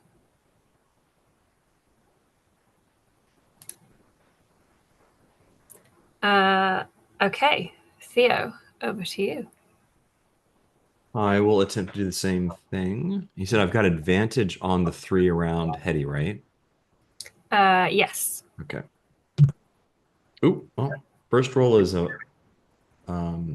plain 17. I think that hits. It does. Okay, so I will jerk them into the water again. Do you want to roll again and see if you get a nat 20 or anything? Sure. Roll for damage. Nope. No. Okay. Yep. Do you give them any damage on the way out? Not this time. I'm feeling benevolent. Oh, really? Okay. So you're just whipping them in the water. Okay. I'm hoping that the watch will show up in time. I wouldn't count on it, but okay. Spoilers. All right. So it's Aaron's turn. So having pulled himself out of the water, unfortunately, Relira, you are the closest one to him. Does a 15 hit? Yes, it does. Okay. So he is going to attack you for 3 damage. And then he's going to try and attack again. Does an 8 hit? 8? No. No. Okay. So just the 3 damage there then. Okay. Okay. Could you tell me what your total hit points was, just so that I know? It was 10. I'm at 7 now. Okay. Thank you. Okay. So then it is your turn. I'm gonna look at him and say, ow, and then try and hit him again with the shillelagh. Nice. And that one's a nat 20. Oh, yeah, you hit. Are you doing double dice or just double modifier? So roll, do your damage plus modifier, and then double it. So I'll just double it all. So that'll be a total of 8. Is that doubled? Or Yeah, I rolled low. okay, that's good to know. Okay, so he kind of looks a little bit dazed from being hit by your shillelagh, but he's he doesn't look too phased by it. Great. Liara, Cass, your turn. Okay. I'm gonna hit Aaron again because he seems to have more juice than everybody else with my Ray of Frost. Okay. And I rolled 9. Gosh darn it. Yeah, 9 doesn't hit him. I shake my staff at him. I'm gonna get you. I knew you were shady. And I'm gonna stay where I am. That's all I can do. Okay. The boxes like just off screen behind Aaron are getting very icy. You must have some kind of repellent. Okay. So then it's the sailor's turn. So this one's gonna keep swimming. They are gonna dash to try and get to the steps. So I would say they just make it to the steps. This one's gonna try and go round. Probably make it to about maybe there. And then these two are gonna try and hit you, Hetty. Does a 16 hit? Yes, it does. Yeah. I swear your armor was 18. Oh, armor 14. It Armor says on this 14. sheet. All right, I must have looked at the wrong thing. Okay, in that case, let's just the 2 points of damage, and the other one does not hit. The other one's still in shock from seeing two of their friends be like pulled into the water by a tiny quirrell. Hetty, your turn. Okay. All right. I am going to cleaver one of these remaining pirates, whatever they are. The one closest to Liara again, I think. Mm-hmm. And is it still advantage on these? Yes. Yep. Okay, so 15. I believe 15 hits. Let me just double check. Yep, 15 hits. Okay. See, 4. 4. They go down. The second one that you've taken out with your mighty meat cleaver.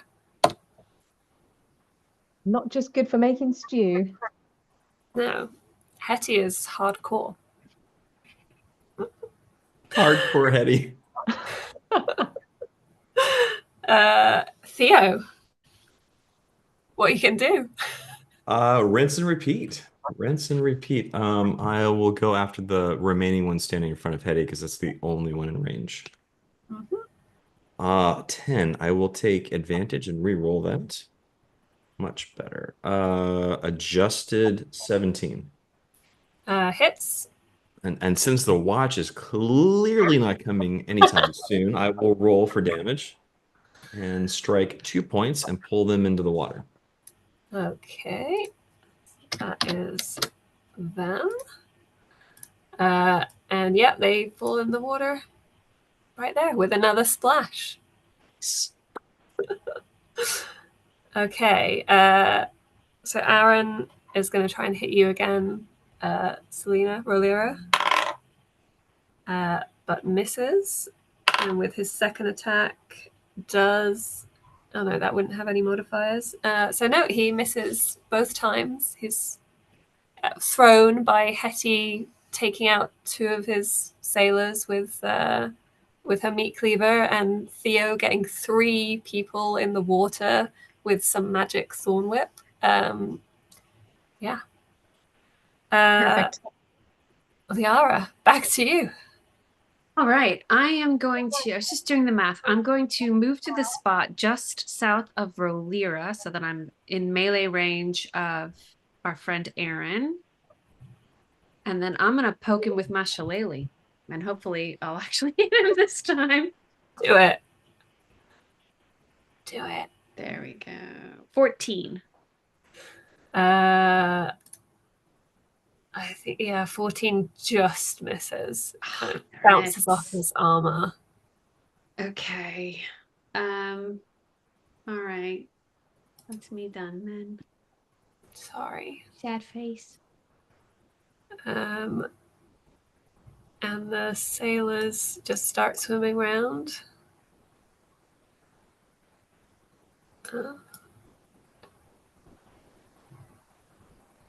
Did I miss my turn? Oh, I'm sorry. Oh, no, the sailors are before. So it goes Liara, the sailors, then Hetty. You had a turn, didn't you, Valera? Do I go after Aaron? Yeah.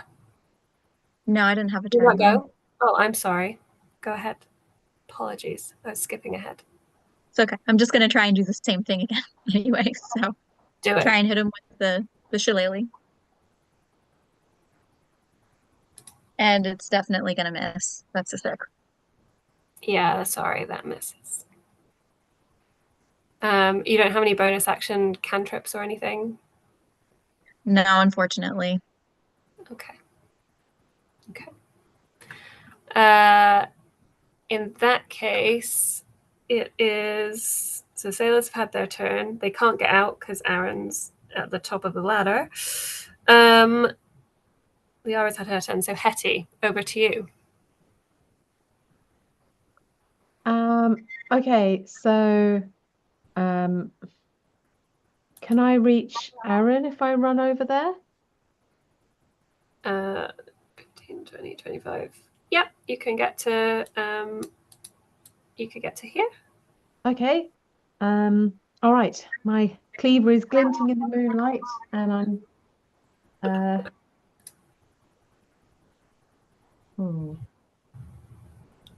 6.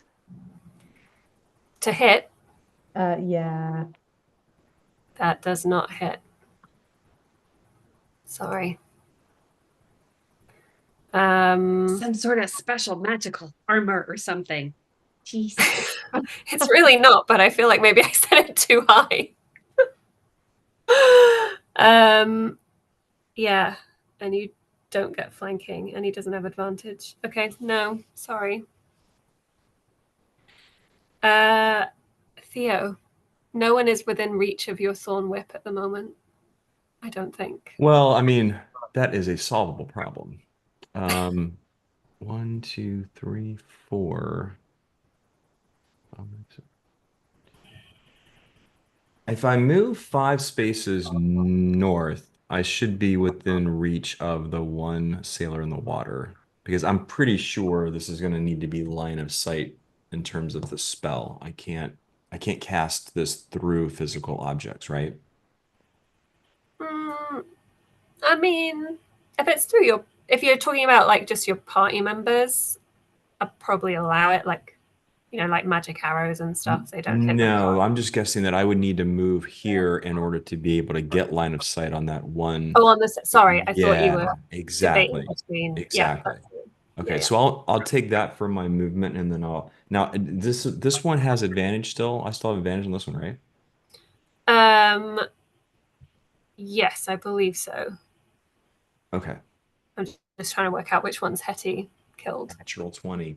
Natural I've never 20. rolled this well ever in a game session. This is You're good. burning all your good luck. I got to burn it somewhere because there's a nut ale in my future, and I'm going to get hammered, so I may as well spend the luck here. Natural 20, so that's double damage. Is that right? Yeah, so roll your damage with any modifiers and then double. Total of 8. Total of 8. I'm just trying to work out which henchman that is. I think it's this one. It's the one that has 7 points, if you need to know. Cheeky. It was not that one. None of them have 7 points. But they are now, and you pull them 2 spaces. I don't. Well, if they're heading away from me to try to get to the ladder, then yes, I will pull them back to the ship. And I'm presuming that they cannot climb into the ship, that the prow is sticking too far above the water line for them to be able to climb up, and there's no ladder for them to climb up, right? No, they certainly don't seem to think that there's a ladder. Okay, then I'll pull them towards me and make it harder for them to get back on the dock. Okay. They are looking very, very worse for wear. Like that you don't think they've got long left. Okay. Evil and possessed. Evil and possessed. Evil and possessed sailors. Yes. Okay. Okay. And then it's Aaron's turn, and he is surrounded. So he's going to take a swipe at Hetty, I think, seeing you as the biggest threat. You've taken out the most of his crew. Does a 14 hit? I am 14, so I think it doesn't. So no, I think Yeah. armor class beats attack. So he misses and misses again. He is not rolling well. Poor Aaron. Okay. So then it is Selina's turn. Relira. All right, this shillelagh is not working for me. So I'm gonna look down at the one sailor in the water, the one next to the crates, and I'm gonna cast Frostbite instead. So On that which one's one? the Constitution saving throw. Oh, so I have to roll for it. Okay. Mhm. Constitution. Oh, natural 1. They fail. They fail Okay. hard. I'm shedding a tear. I'm shedding a tear. It's only gonna be one damage. Okay. That is that henchman. Okay. Yeah, despite their natural 1, they don't seem too affected by the frostbite, but maybe they shake their like fingers and feet in the water, like paddle a bit harder to stave off the cold. Liara, background to you. Right, I'm hitting him again with my stick.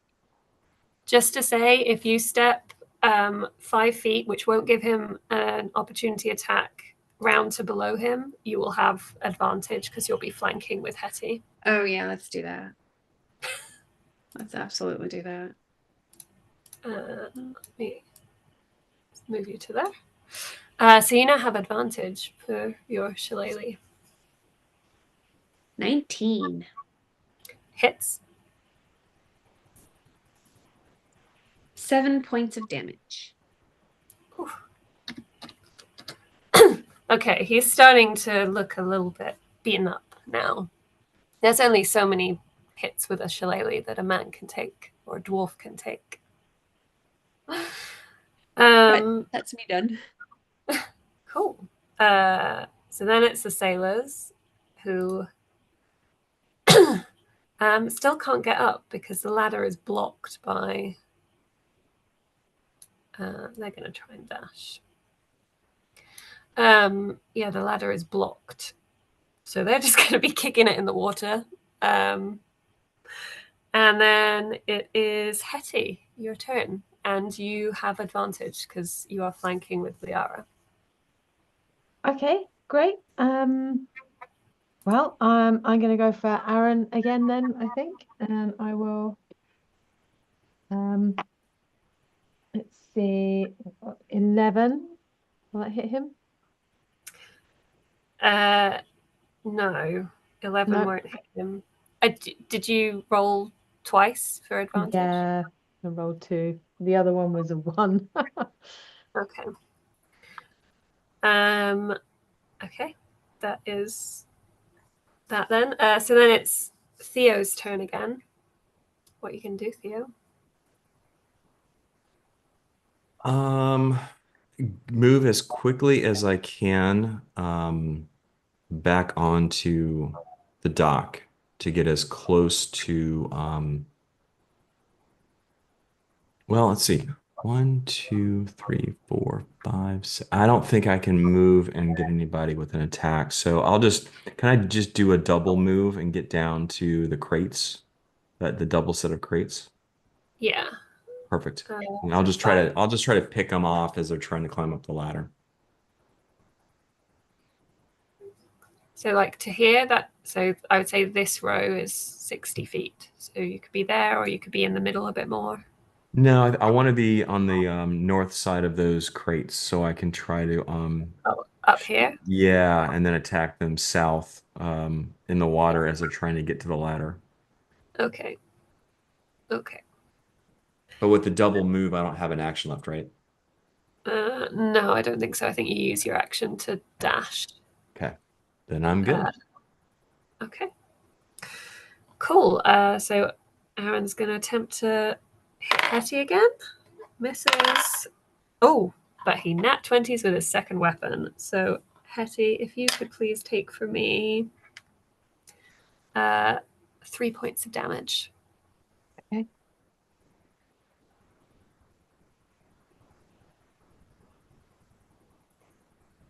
Okay, and then Selina, Willera, what would you like to do? I'm gonna do the same thing I did last time since that was working better than the shillelagh. So that second sailor in the water again. I'm gonna go ahead and frostbite. So Constitution saving throw. Okay. Fails, I believe. What's it against? 12. 12. Yeah, fails. Which sailor was it? Was it this one? Yes, that's the one. Okay. And I rolled a 1 again. Just They chipping are away. feeling chilly. They are feeling chilly. Okay. Liara, back over to you. I'm hitting him with a sharp stick. Do it. 21. Nice. Hits. For 10 damage. Whew. Okay, he is now looking very, very beaten up. You think that he doesn't have a lot of fight left in him. Cool.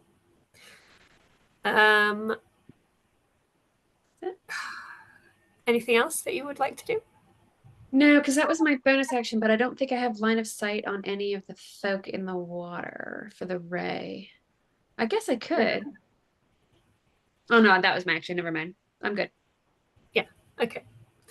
It's the sailors go. They are just not doing well. I think they need another ladder. So I reckon one of them is going to remember that there's a ladder over here and just make it to there and climb it. But they don't have any action left getting out of the water. This one's going to come down here. Okay.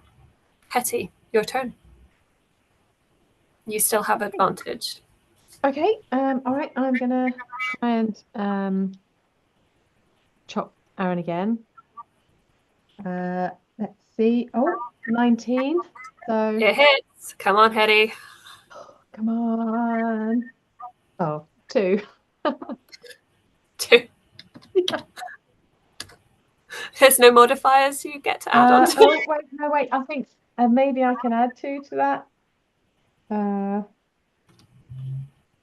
think I can. Yes, I can. I can add 2. So 4. 4. Did that adding anything to it affect any of your previous ones? Oh, maybe. Okay, it's all right. Well, for next time we'll do it. That's cool. All right, Theo. Aaron is looking like he's on his last legs. He is severely damaged. Or you have the sailors who are looking various degrees of beaten up, but not as badly beaten up as Aaron. Well, I don't. No. The one in front of you actually is looking very bad as well. This one. Yeah, I don't think I can get to. I've got the crates, and I've got Hetty between me and Aaron. I think. Yeah, I think I'll go to the one next to Relina since they're actually since they can actually potentially attack. Yep. And now am I still at advantage with them or not? Were they one of the 3? I think they were one of 3. And I think you're still in advantage. We haven't had 10 rounds of combat. Okay. All right, here we go. Still good. Oh, natural 1. I've never rolled this many fumbles before. Do I get to roll again with advantage, even with the natural fumble? Yeah. Okay. Yeah. Okay. Not sure this is going to hit though. 11. It just misses. Okay. Womp womp. Yeah. Sorry. That's all right. But, you I had a know- really good run. Yeah. And you didn't get a nat 1, so you don't like fall in the water or anything. So that's good. That is very good. Theo does not like to swim. Okay, right. Aaron, what's your health looking like, Hetty? Okay, it is 9. 9. Okay. Aaron's going to try and hit you. Misses. Misses. Okay. Selina, come on. You can do it.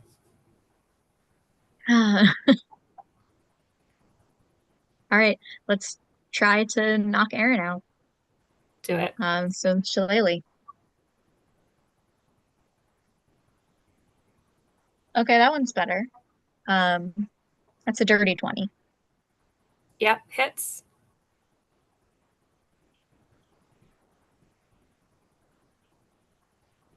Oh, that's much better. 9. And with that, Aaron falls to the ground as you whack him with your shillelagh. And on seeing their boss go down, the sailors no longer seem to have much fight in them. So these two will start heading out for shore over here. And this one will kind of put their hands up and just be like, I was only following orders. Into the water. No. Into the water. No, Theo. You want them to jump in the water voluntarily? No. No. Keep one of them here so that when we do get the city watch, they can say what happened. Yes. But we want to loot. We want to loot the bodies. See if they've got any interesting letters on them or, gold. Of course you do. Let me just get that. So yes, fight is over. A search of the bodies reveals a combined total of about 100 gold. And then on Aaron's body, you find the deeds to a house in Gravale, which is a neighboring country. No, not where he neighboring. might have been heading. Not neighboring. Not neighboring? Oh, sorry. Yes, Gravale's Yes. neighbor. Sorry. I'm sorry. You're right. Yes. Read Yes. in Tara's guide, Scott. It'll tell you all the answers. I hear it's an amazing book. I'm staring at the map behind me. I should know this. And if you are you just looting the bodies, or are you looking around the ship as well? We're going to look. We want to see what else is here. Okay. Yeah, we gotta so, find the chocolate. We got to see what boxes they have. So you find a number of different crates of goods, including a chocolate order of various ratios of chocolate, ranging from like 90% down to 20% ratio chocolate, all there. Oh, what was it? Was it 75% we were after? I can't remember. I think it was 65. 65. It was 65. 60. Yeah. We got all the fives. We got all the fives. Okay. And at that point, the city watch races up and says, has someone been shouting? And they take Aaron away, take the remaining sailor away. Thank you for your efforts. Did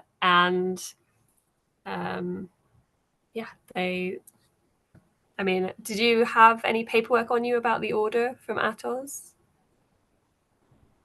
Mary Yeah, gave we us have- the order. Yeah.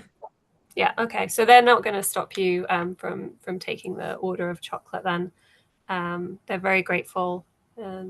They For doing their job. Do you say that There to mi- them? No. There might be a muttering. There might be a muttering. What took you guys so long? Are you serious? Shockingly, We've been Theo keeps yelling his for. mouth shut. We've been yelling, but we're glad you're here. Like, we were over the other side of the city. There's stuff going down over there. We thought this wasn't leaving till tomorrow. Like, it's. Thank you so much. Cool. Okay, cool. So we've got Coco. you have Coco. Yeah, I think we'd better hurry because Chalmer's coming We still don't know tomorrow, when. and We it's what, forgot to 10 ask. p.m.? But it's like midnight. She said tomorrow. Right? Oh, it's tomorrow. Yeah. Okay. Well, we got to get going. Yeah, Yeah. I'd say it's pretty late, and if you go to Mary's, I'd say it's maybe about like 10 o'clock, 11 o'clock, something like that. So it's late at night. So the cafe is not open. I We feel like break we it. should still try and give her the chocolate though, because she's gonna want to start early in the morning. Yeah. Ring the bell, knock on the door. Yeah, we knock on the door to see if she's Yep. available. All Okay. the above. Yeah, so you rouse her from her evening of rest. She lives above the cafe. And she kind of rushes to greet you, a little bit blurry. She's in like a robe. She clearly wasn't expecting any visitors at this hour. But she says, "Oh, you made it back. And is that my chocolate order? Oh, thank you. You amazing, amazing people. I'll get you a drink, but alas, all your efforts have been for nothing because Chalmer's coming tomorrow and I sprained my wrist cleaning up the cafe."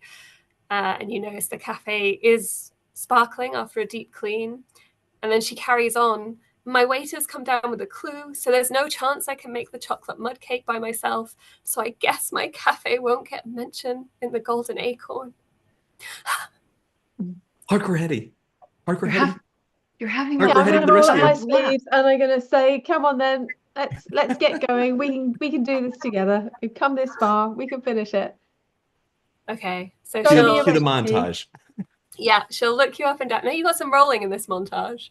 So she's going to look you up and down first, and she's going to say, "Well, this is my secret recipe, so I need to know I can trust you with it. So can you all swear to me that you will never reveal this to anyone else?" We do. Absolutely. Absolutely. Yeah. Yep. Absolutely. Okay. She 100% believes that you will never tell anybody else the recipe. So she helps you, or she tells you the right ratio of flour and sugar and eggs, and of course the 65% chocolate that you went to get to. Who is trying to make this cake? Is it just Hetty, or are you all mixing in, or do you all have your own bowls trying to make? I mean, if Hetty will guide us, tell us, so we'll follow her instructions. Yeah, we might be Yeah. gathering ingredients or whatever it is that needs to happen. Churning Okay. butter. Mhm. Okay. Does anybody try the cake before it's been baked? Like to try the batter, like lick the spoon or anything? Yeah.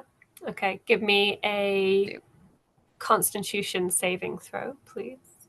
What? Mara. Eight. And I will tell you. 8. You're fine. No negative effects.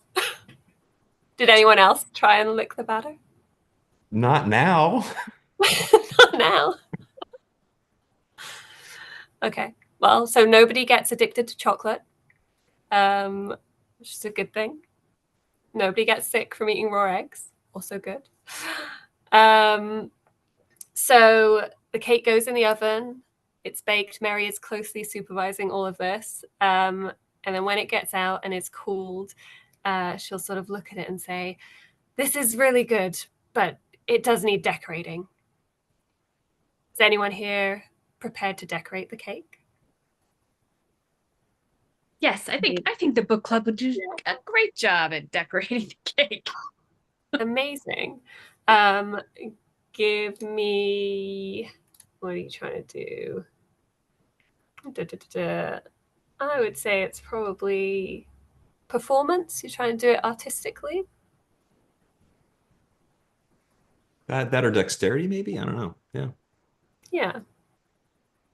Let's go performance. You're trying to make like a beautiful picture, but in chocolate icing, I would say. Ooh. I'm a 7. Theo's very quickly removed from that particular exercise.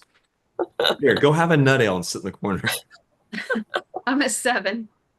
You're a 7? I have Okay. a 16 here.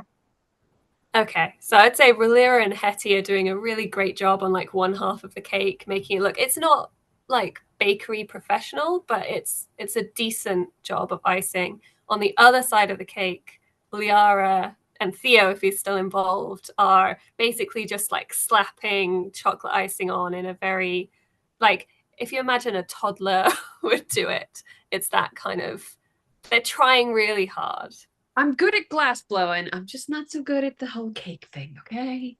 Yeah. You want a vase? I'm your girl. We just need like one perfect piece for Chalmer, right? So we're good. Okay. Well, yeah, and then it's out of nowhere the cake goes, oh no, Northrock, uth phosphate. Okay, Mary, if that genuinely happens, Mary's going to be like, okay. So she'll kind of stand back, look at the cake and go, well, we've done all we can. It's up to Chalmer now. I suggest you try and get like a few hours sleep. I'll be opening up in a couple of hours anyway. Thank you so much. Please come back tomorrow. I don't know what time he's going to be here, but you know, they say he's quite early and I've been told it's going to be tomorrow. And she'll recommend a place where you can stay, the Roaring Lion. It's very reasonable. Mention my name, you'll probably get a discount if you want to take a short rest rather than a long rest, if you want to go there. Theo doesn't know that he's going to be able to sleep tonight. He's so excited about Chalmers' visit. Well, he should be. He should be excited. So the following day brings butterflies to your stomach as you race back to the cafe to see the outcome of your baking. Mary set up the chocolate cake on a stand with the side that Hetty and Relira were decorating facing the room. It feels like the entire building is holding its breath as everyone waits for the satyr's arrival. Mary's trying to act normal, but because the visit's meant to be a surprise, but she's glancing at the door every few seconds. And then not long after 10 bells, a confident satyr strides in. He takes in the hush, the sparkling decor, and says with a wink, "Seems my visit was not as secret as I hoped." Mary settles him into a seat and he orders tea and a slice of mud cake. Mary tries to cut him a large slice of cake, but her hands tremble too much with the knife and her sprained wrist makes her clumsy. Her eyes widen in panic. Would anybody like to help her? One of us should help her with Yeah. the cake. Yeah, Who's I got the can good help her. touch? Yeah, who wants to cut the cake? Yeah, I've been pretty good with a chopper tonight, so I can Yeah. have a go at cutting the cake. Okay. So you managed to cut a cake. You don't need to roll for that. But then if you're trying to walk it over to Chalmer, as Mary's kind of giving you the eyes, like, please, her hands are shaking so much. Can you roll me a dexterity check for making that walk across the cafe? You got this, Hetty. Hang on. No pressure. 6. Or maybe not. It was 4. Okay. So as you make your way to Chalmer, who's sat down at a table, you're swaying, you're wobbling, and at the last minute, the cake goes flying towards him and lands in front of him, but like halfway off the plate, like it slipped. He'll take a fork out of his pocket, look at you, say, "Unusual service, but I've had worse." And then he'll take a forkful and chew slowly, rolling a mouthful of cake around his palate. He'll say, "Well, it certainly looks unorthodox, but the taste is sublime. Congratulations, Ms. Musselwhite. I have no qualms recommending this eatery in my next column." Congratulations, everybody. You completed Chalmer's Delight. That was awesome. Gentlemen, That was really great. awesome. Well done. Loved playing this. Great job. Great job. Oh, thank you so much, everybody. And you all were amazing. I had so much fun and love the off the wall thinking. Well, I think we have successfully saved Mary's Cafe and her reputation, and I suspect for those of you who are subscribed to the Golden Acorn, there may or may not be a review in the next issue from Chalmer about a particular chocolate mud cake. Any last comments from the players, from Gemma, before we wrap things up? I will say the intention is to make this available at some point this year, so keep your eyes open, and I will make sure the Golden Acorn lets you know how you can get it when it is available. Bertie, the editor of the Golden Acorn will ensure everyone is notified. There'll be a prominent placement in that broadsheet announcing the arrival of this RPG adventure.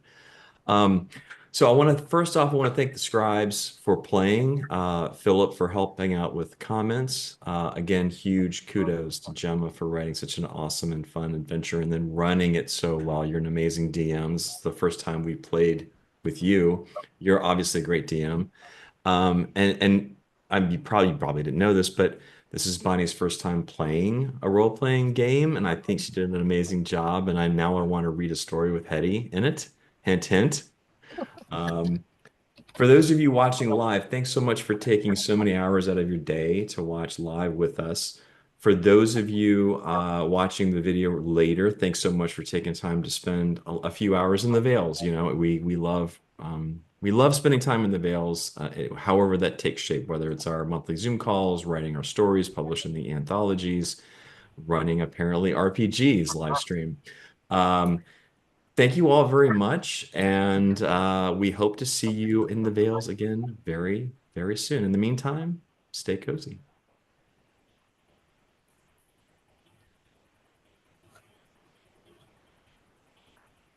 Okay, we are officially no longer live streaming.